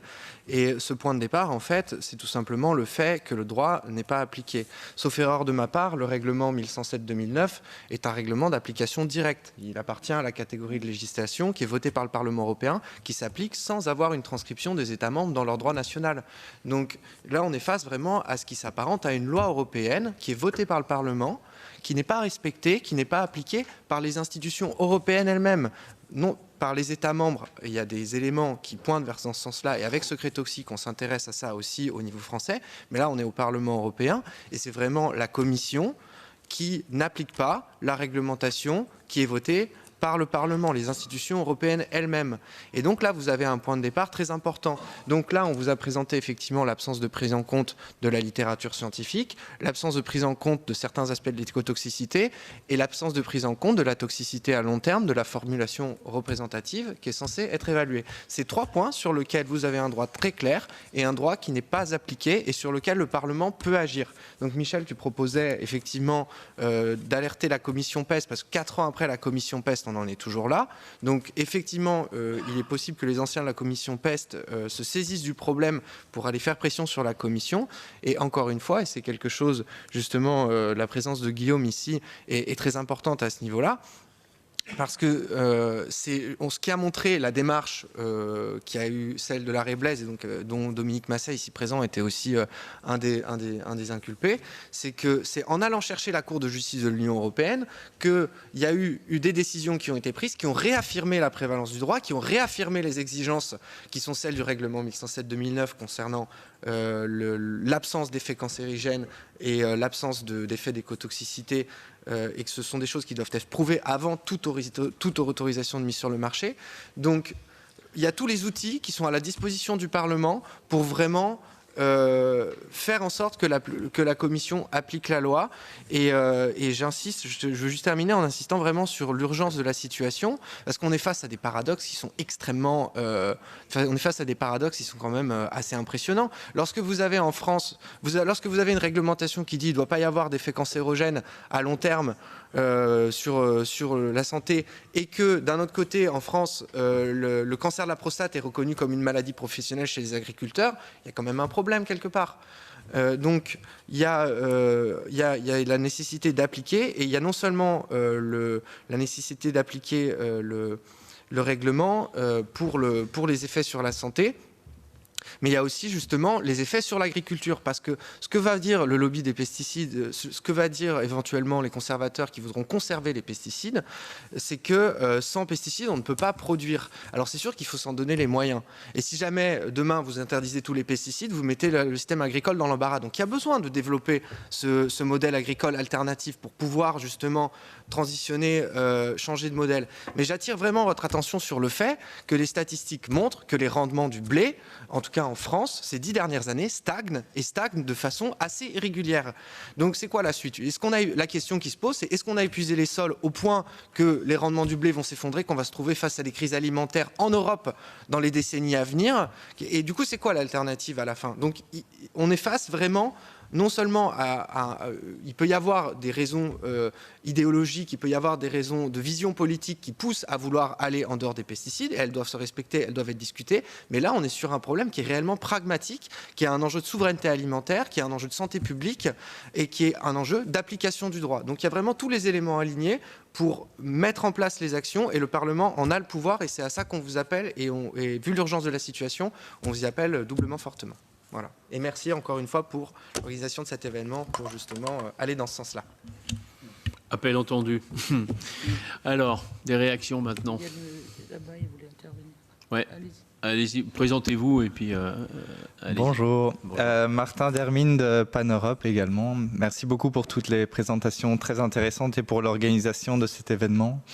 C'est vrai qu'on a beaucoup parlé d'avoir recours à la justice, et nous, ce qu'on observe chez Pan-Europe, c'est que on peut avoir beaucoup d'activités de lobbying, de plaidoyer, organiser des événements, des manifestations. Le système est quand même fortement verrouillé de l'intérieur, que ce soit au niveau des politiques et également au niveau des administrations. On observe que les administrations liées aux pesticides sont verrouillées par des agronomes pour qui il faut des pesticides pour nourrir la population européenne, et qu'il n'y a pas de problème avec les pesticides. Donc effectivement, avoir recours à la justice, ça, nous on encourage fortement le Parlement, mais également les Verts au niveau national, au niveau des différents États membres, à multiplier les procès. Nous, on en fait là où on peut avec nos membres, mais avoir recours à la justice, ça nécessite de l'argent. Pour beaucoup d'ONG, c'est assez prohibitif. Et donc, si les Verts, dans différents États membres, pouvaient multiplier les recours en justice, je pense que l'exemple du Roundup 360 est très intéressant. C'est la première application de l'arrêté Blaise au niveau national, et donc ça pourrait être multiplié pour forcer les administrations à changer leurs pratiques. Ça, c'est une chose. Et alors, la deuxième, c'est que la Commission européenne, en permanence, nous dit non, l'arrêt Blaise, ça ne nous concerne pas. Bon, ça, on n'est pas d'accord. Andy l'a très bien présenté, Maître Tumrel également. Mais ce que la Commission européenne nous dit quand on leur met l'arrêt Blaise sous le nez, elle dit c'est aux États membres à évaluer la toxicité chronique des formulations, donc des pesticides vendus. Allez voir les États membres. Mais nous, on n'est pas d'accord, parce que la Commission européenne doit faire respecter la loi européenne, doit faire respecter la jurisprudence. Et là, donc, on vous encourage également, donc nous, on les pousse, mais on encourage également le Parlement à titiller la DG Santé, la commissaire, à lui demander « mais que faites-vous, vous, pour imposer aux États membres qu'ils respectent l'arrêt Blaise qui impose l'évaluation de la toxicité chronique des formulations complètes également. » Et alors, juste un dernier point pour attirer votre attention, parce que faire des procès, ça prend beaucoup de temps. À chaque fois, c'est des années, puis on va en appel, c'est encore 2 ans, 3 ans. Une part de la solution peut-être à un peu plus court terme, c'est que pour le moment, la Commission européenne est en train de travailler, la DG Santé, sur un nouveau règlement d'implémentation pour évaluer la toxicité des coformulants. Donc la substance active, c'est parfois moins de la moitié de ce qu'il y a dans le pesticide à la fin. Et donc ces coformulants, qui sont souvent extrêmement toxiques, ce sont des surfactants, donc des détergents très puissants qui sont très toxiques pour la biodiversité, etc. Donc la Commission est en train de préparer un règlement et d'après les informations qu'on a, c'est une version très light qui ne respecte pas de nouveau le règlement 1107 qui dit que même les coformulants ne doivent pas avoir d'effets toxiques sur la santé humaine, ne doivent pas avoir d'effets inacceptables sur l'environnement. Et donc j'attire votre attention là-dessus parce que le Parlement, ce serait bien également qu'il se saisisse de ce dossier-là pour corriger la proposition de la Commission qui devrait sortir apparemment d'ici quelques semaines et demander un haut niveau de protection, pas que pour la substance active, également pour les coformulants. Et une fois que ceux-ci seront mieux évalués, on aura également toute une série de pesticides qui vont devoir sortir du marché également. Merci. Merci. Message reçu, c'est Benoît Biteau qui sera co-rapporteur sur ce rapport pesticides qui sort là, effectivement, d'ici avant l'été. Donc, évidemment, on sera largement vigilant sur cette question et merci de le rappeler. D'autres réactions? Oui. Oui, je voulais aller un petit peu plus loin. Je pense que Présente-toi peut-être. Oui, Dominique Massé, coprésident de Secret Toxique et de campagne glyphosate en France. Bonjour et merci d'être là. Oui, je vais un petit peu plus loin. C'est justement dans le travail qui va être fait de contrôle de ce qui va sortir là, de la Commission. La notion même de molécule active, pour moi, est un leurre et c'est l'arbre qui cache la forêt. C'est-à-dire on se focalise sur une molécule alors que c'est le produit complet qui génère la réelle toxicité. Donc il faut arrêter de parler de molécules actives. C'est vraiment un moyen détourné, un moyen de nous détourner du réel problème. Donc je pense que dans la prochaine réglementation, si elle doit évoluer, c'est la suppression de cette notion-là. C'est le produit qui est actif. Ce n'est pas une molécule particulière. Aujourd'hui, on voit des produits qui se vendent, qui sont à base d'acide acétique, comme molécule active. Allez déterminer la toxicité de l'acide acétique. Ça n'a aucun sens. La toxicité réelle, c'est tous les autres produits qui sont dedans. Donc la notion de coformulant, en fait, n'existe pas. C'est le produit qu'il faut. Et je pense que dans le travail qui est en train d'être fait par la Commission, on va encore cibler les choses sur la molécule active et c'est une erreur parce que je pense que ce n'est pas là le problème. Merci. Merci. Oui. C'est le produit qui manipule les gens. Oui, bonjour. Marc Fischer, Nature et Progrès Belgique. Pour aller dans le sens que disait M. Massé, au début, quand on a lancé le Roundup, on ne pouvait pas le traiter en dessous de 15 degrés, il n'avait aucun effet. Vous traitiez un champ avec du Roundup en dessous de 15 degrés, il n'y avait rien qui crevait. Maintenant, vous traitez un champ au Roundup quand il fait 1 ou 2 degrés et le champ est orange après 15 jours. Donc très clairement, les firmes, elles utilisent les coformulants pour non seulement rendre leurs produits plus agressifs, plus absorbés par les plantes ou collants sur la plante, mais également pour y mettre des composés qui ont un effet soit fongicide, soit herbicide, soit insecticide. Et donc ça justifie tout autant le fait de tenir compte de ces coformulants. Quand on discute avec les représentants de l'administration sur les coformulants, ils m'amusent toujours parce qu'ils nous parlent de surfactants, ils nous parlent de dispersants, ils nous parlent de matières collantes, ils nous parlent de détergents. En fait, ils nous parlent de tout ce qui composait les coformulants il y a 30 ans d'ici. Je crois que cette période-là est complètement passée. Maintenant, les firmes utilisent la législation laxiste dans les États membres des coformulants pour améliorer leurs produits et donc le rendre plus efficace et donc augmenter les possibilités d'en commercialiser. Alors, bon, je trouve qu'il faut quand même avoir le moral bien accroché pour participer à des conférences comme ceci, étant donné qu'on nous rappelle à l'envi ce que l'on sait, mais enfin, le réentendre, c'est jamais très gai, que des produits cancérigènes sont maintenus avec force par les administrations. Bon, on le vit au quotidien dans notre travail à Nature et Progrès, mais vous aussi. Donc voilà, encourageons-nous. Il y a un point, ce que l'on remarque quand même également, c'est que quand on ne parle que du point de vue santé, on est dans la réglementation et on se bat et on fait des procès et on avance. Si on veut changer les choses, il faut également se rendre compte des utilisateurs de ces produits-là, que sont les agriculteurs. Et donc, parallèlement à toute action pour empêcher, pour retirer des produits, nous devons travailler au développement des alternatives. C'est triste à dire, mais ils sont incapables de le faire eux-mêmes, tant ils sont tellement formatés par l'industrie. Et donc voilà, je crois que dans toutes les communications qu'il y a pour démonter des produits, et le glyphosate en est la preuve, on doit également développer toute la pédagogie au niveau des alternatives à ces pesticides pour essayer d'avoir une partie du monde agricole avec nous, parce qu'en fin de compte, ce sont eux que l'industrie met en avant pour justifier le maintien d'autorisation. Merci. C'est vrai que là, vous faites allusion à tout ce qui existe au niveau du biocontrôle, qui est particulièrement efficace, qui marche, mais dont la mise en marché est particulièrement freinée, là, pour le coup. Et là, on voit bien les lobbies qui sont à l'œuvre pour faire en sorte que ça n'atteigne pas les agriculteurs. Et moi, ce que j'ai vu en France, c'est que les sociétés de biocontrôle qui se créent, les start-up qui se créent, il y a des gens qui bossent, qui investissent, etc., ne peuvent pas se développer en France. Alors, soit ils vont en Afrique et ils font leur développement là-bas, et ça marche.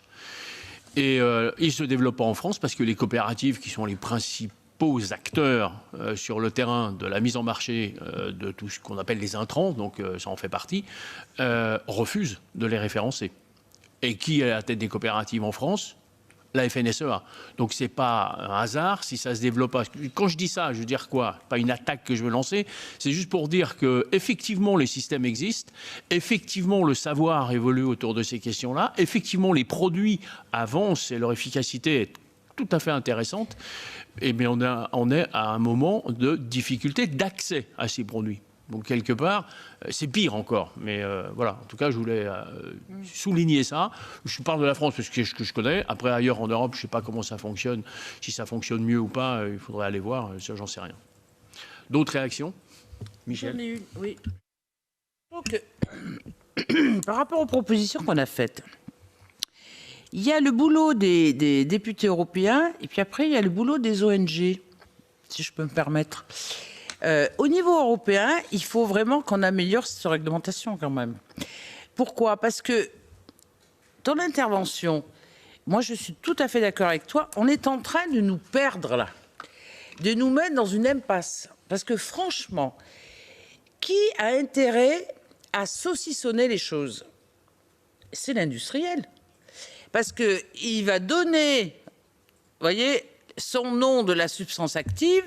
Tout le reste, c'est quand même lui qui donne la formulation. Et l'EFSA n'a pas les moyens de vérifier la formulation. Ça me fait penser aux vaccins, moi. Vous savez ce qu'il y a dans les vaccins, vous? Qui c'est qui a vérifié tous les coformulants? Parce qu'il y a des coformulants, c'est des excipients. Vous voyez, c'est toujours un peu le même truc.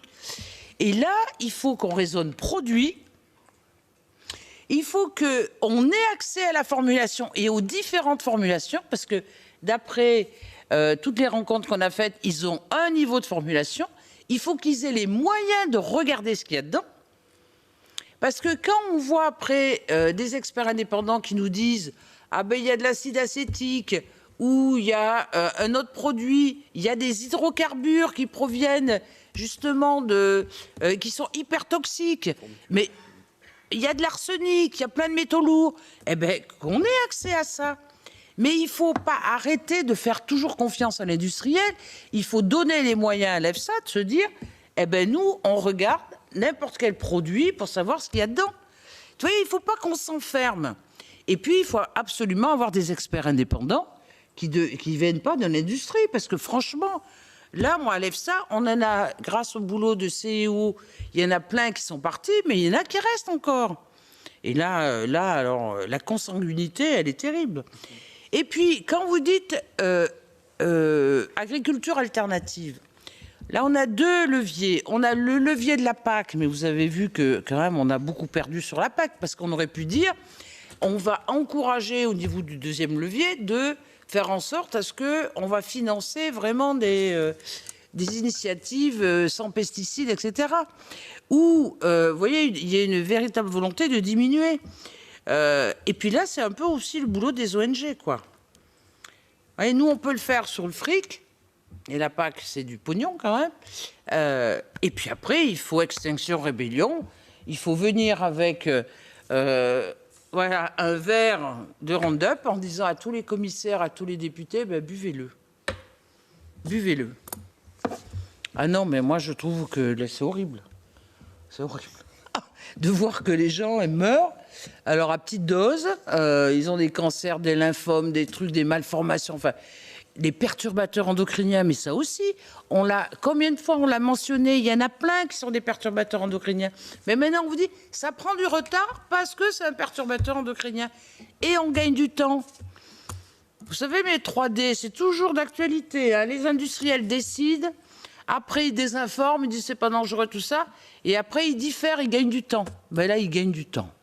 Vous voyez, l'EFSA dit, ah, maintenant, il faut regarder des études universitaires, eh ben, on repousse ça à 1 an.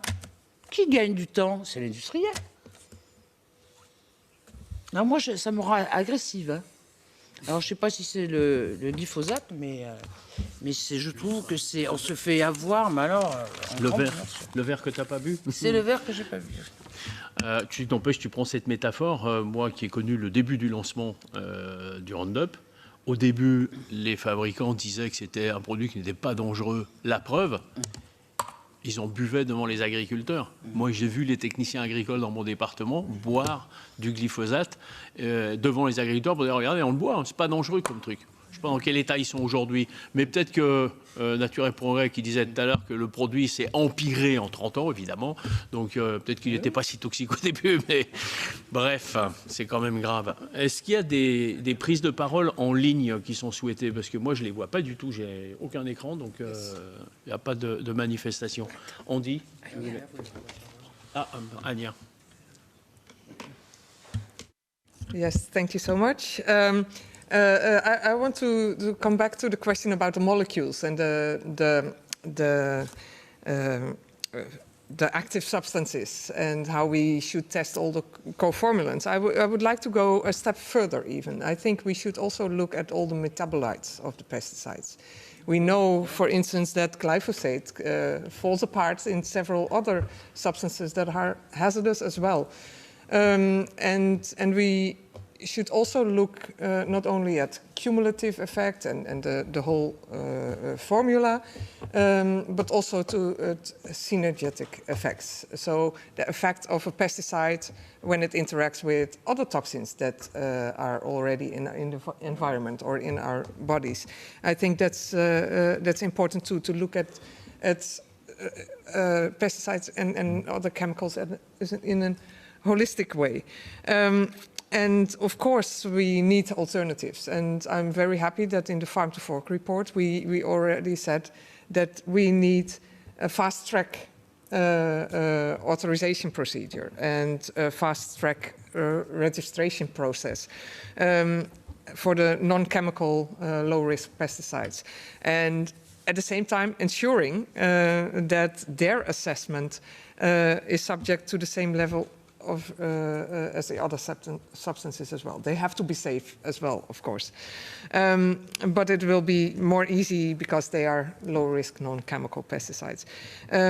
And in the Green Deal and the Farm to Fork report, we say that 20% of the agricultural surfaces should be organic.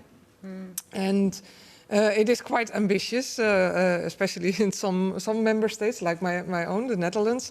We only have 2 or 3% organic agriculture at the moment, so we have a lot of work to do. But we should also realize that pesticides are a threat to this organic farming and other agroecological farming types as well. And yesterday I donated a piece of my hair to be tested by Paulinis on different pesticides. A few years ago, Bart Staes from the Greens had this action to test urine for glyphosate. And although Bart and I both were quite sure that we ate organically, the organic food for the last few weeks, we were among the highest levels of glyphosate and AMPA in our urine of all the tested MEPs. That was quite shocking. And it's also alarming, I think, that we know that also on organic products there is a lot of glyphosate residues there. I liked very much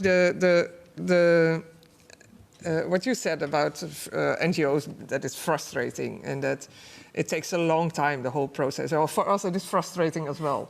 But as you said, we need to be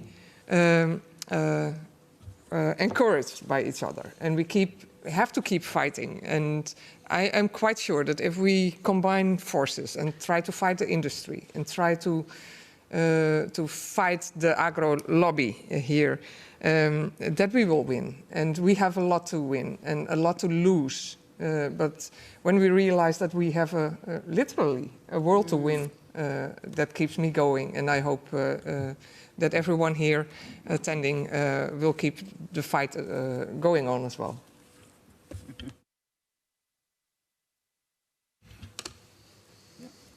Merci. Oui, allez-y.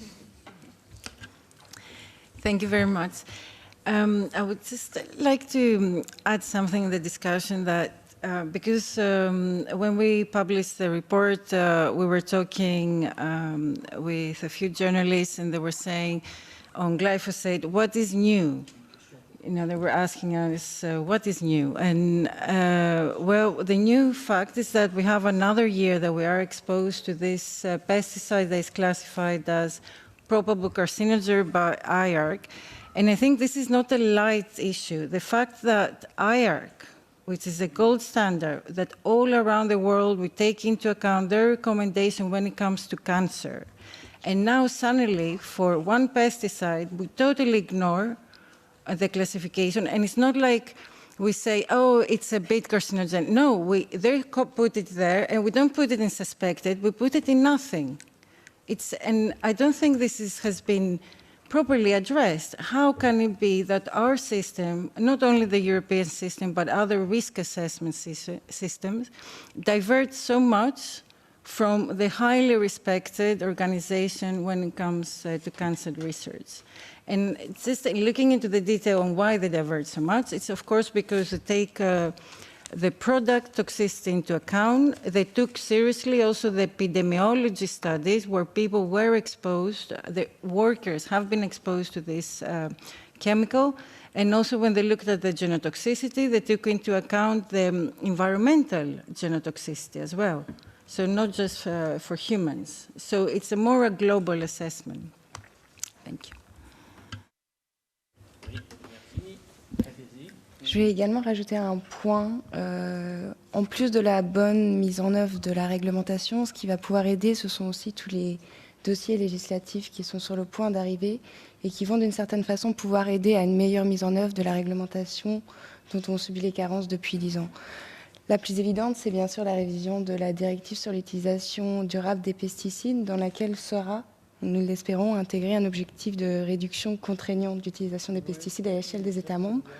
Mais c'est un texte qui, depuis 2019, déjà impose un principe qui est celui de Integrated Pest Management, qu'on traduira par gestion intégrée des ravageurs, je ne suis pas certaine de la traduction française, désolée, qui veut que, d'ores et déjà, toutes les alternatives non chimiques, puis le biocontrôle, doivent être investiguées avant de réutiliser simplement en dernier ressort un pesticide. Et ce qu'on constate, c'est qu'autour des 10 dernières années, les États membres n'ont absolument pas mis en œuvre ce principe et que le recours aux pesticides est quasi systématique. Et donc, ce qui sera clé dans les prochains mois, les prochaines années, et ce sera un combat important, l'industrie sera très présente, je pense qu'on l'a vu dans le cadre de Fit for 55, donc il faudra s'attendre à le même type de combat dans les prochains mois sur la question des pesticides. Donc il faudra rester ferme, mais l'important c'est de renforcer ce principe qui aujourd'hui n'est absolument pas mis en œuvre et qui permettra de laisser la place aux alternatives, y compris le contrôle biologique, par une réglementation plus stricte à cet égard. Un autre point que je veux évoquer, parce qu'on a beaucoup parlé des tests sur la formulation, ce sont les effets cocktails. Donc, effets cocktails qu'on peut constatés à l'échelle d'une formulation, mais aussi lorsque les consommateurs sont par exemple exposés à différents pesticides dans leur alimentation ou différentes sources de pollution chimique dans leur environnement général. Il y a une obligation légale au titre de l'article 4 du règlement 07 d'évaluer les effets cumulatifs et synergétiques des substances actives et des pesticides qui a été évoqué par Madame Hazelkamp. Ce qui se passe en pratique, c'est que depuis plus de 10 ans, l'EFSA traîne des pieds et qu'il n'existe aujourd'hui pas de méthodologie pour évaluer ces effets cocktails, à la fois pour leur environnement et la santé humaine. Aujourd'hui, on a une stratégie pour les produits chimiques durables qui dit que l'évaluation et la protection des effets cocktails des consommateurs est une priorité et qui propose dans le cadre de REACH une nouvelle méthodologie qui est la mise en place d'un Mixture Assessment Factor, donc une méthode alternative à celle développée par l'EFSA. Le fait est que cette proposition, d'abord dans REACH, mais qui a vocation à être étendue à la réglementation sur les cosmétiques, sur la sécurité des jouets, etc., serait une méthodologie alternative qu'on appliquerait à toutes les réglementations, outre la réglementation sur les pesticides pour laquelle on recommande de continuer le travail en cours sur une méthodologie qui ne devrait pas être prête avant 2030. Et je ne vais pas rentrer dans les détails, mais qu'on critique très largement pour l'approche probabilistique complètement spéculatrice qu'elle met en œuvre. Donc, si vous voulez, là, il y a encore des possibilités, de par plusieurs initiatives du Green Deal, de renforcer ou de s'assurer d'une meilleure mise en œuvre de la réglementation adoptée il y a plus de 10 ans dans le cadre de ces nouveaux combats. Et je pense qu'il est toujours important de s'assurer que les pesticides, la réglementation pesticides, soient rattachés à toutes ces initiatives, y compris la stratégie produits chimiques pour la durabilité. Produits chemicals. J'ai aucune idée de la traduction en français. Toutes mes excuses. Voilà, c'est tout. Je le prends un peu comme une note d'optimisme. Je ne sais pas si j'ai raison, mais merci en tout cas.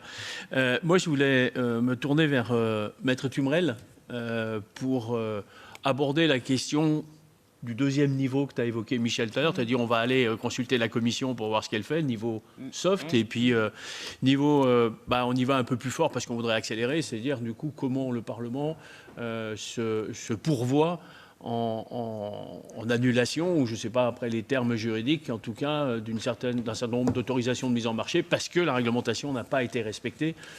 Qu'est-ce que vous pouvez nous dire par rapport à ça et comment nous encourager par rapport à ça en tant que parlementaire pour utiliser vraiment la justice cette fois? Alors, le premier point qui est important aussi pour répondre aux personnes de la salle, c'est que quand la Commission vient dire que l'arrêt Blaise ne la concernerait pas et que finalement c'est aux États membres de gérer ça, là j'apporte une précision, c'est que l'arrêt Blaise c'est un arrêt qui interprète un règlement européen, donc qui a valeur obligatoire dans l'ensemble de l'Union, qui a force obligatoire, qui est rétroactif et qui s'applique à la Commission.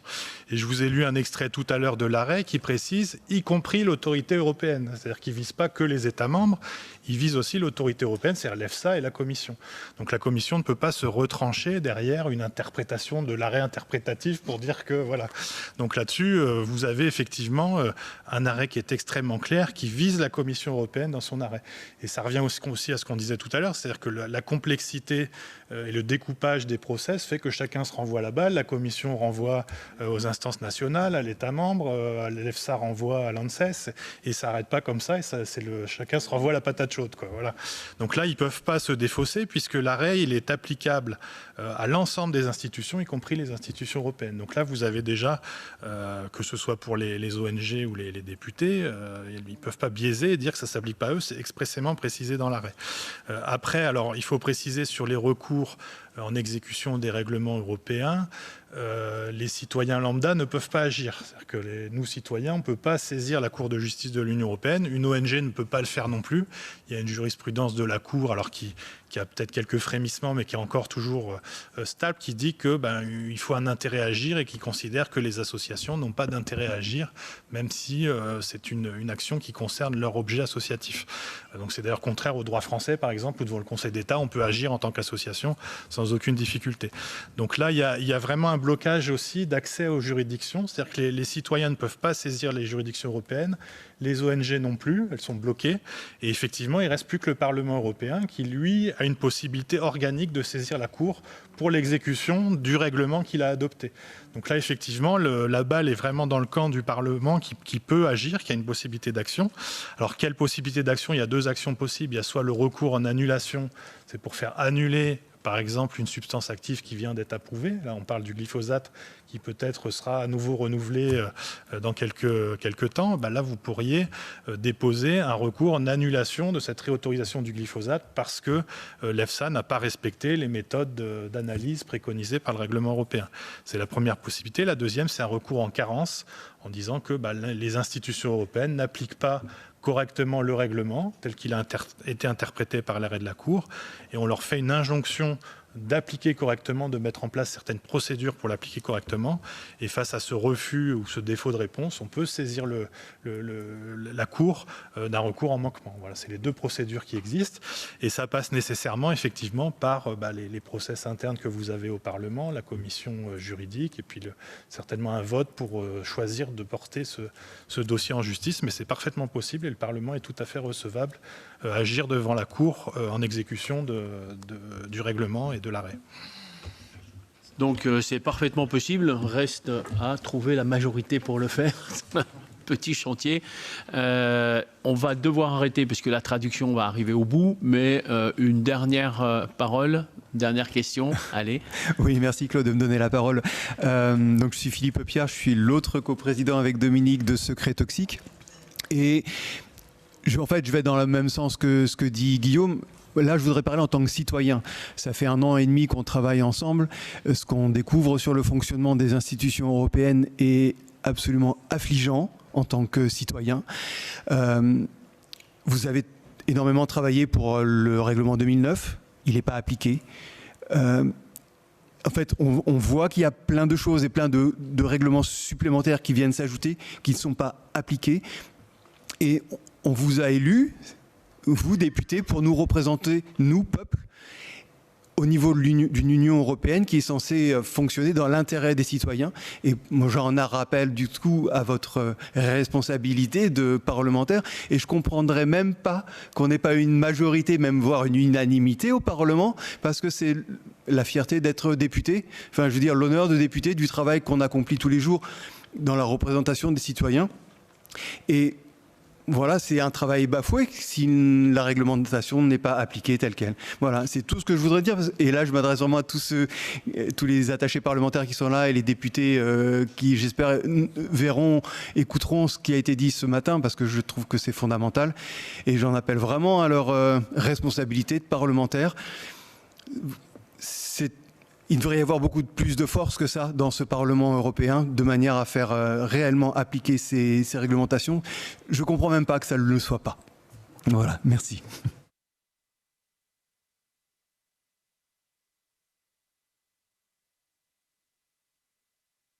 Et à tous pour avoir participé à cet événement ce matin.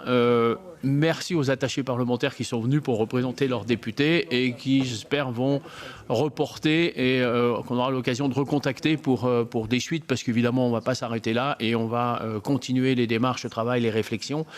Merci aux ONG pour leur travail et pour leur participation ce matin. Merci aux députés qui ont pu être là ce matin. Et merci et puis merci aux juristes parce que c'est vrai qu'ils sont là. Et un grand merci aussi à toi, directeur de Secret Toxique, pour tout le boulot que tu fais, ton implication pour animer tout ça et le porter et d'être arrivé déjà jusqu'où on en est aujourd'hui, ce qui est déjà pas rien. Donc merci à toi, Andy. Et merci à la traduction, aux traductrices et aux traducteurs qui nous ont accompagnés ce matin, qui nous permettent de nous comprendre entre nous. Voilà, donc bonne journée à toutes et à tous. Et puis la prochaine étape, Secret Toxique vous la dira dans les temps qui viennent. À bientôt.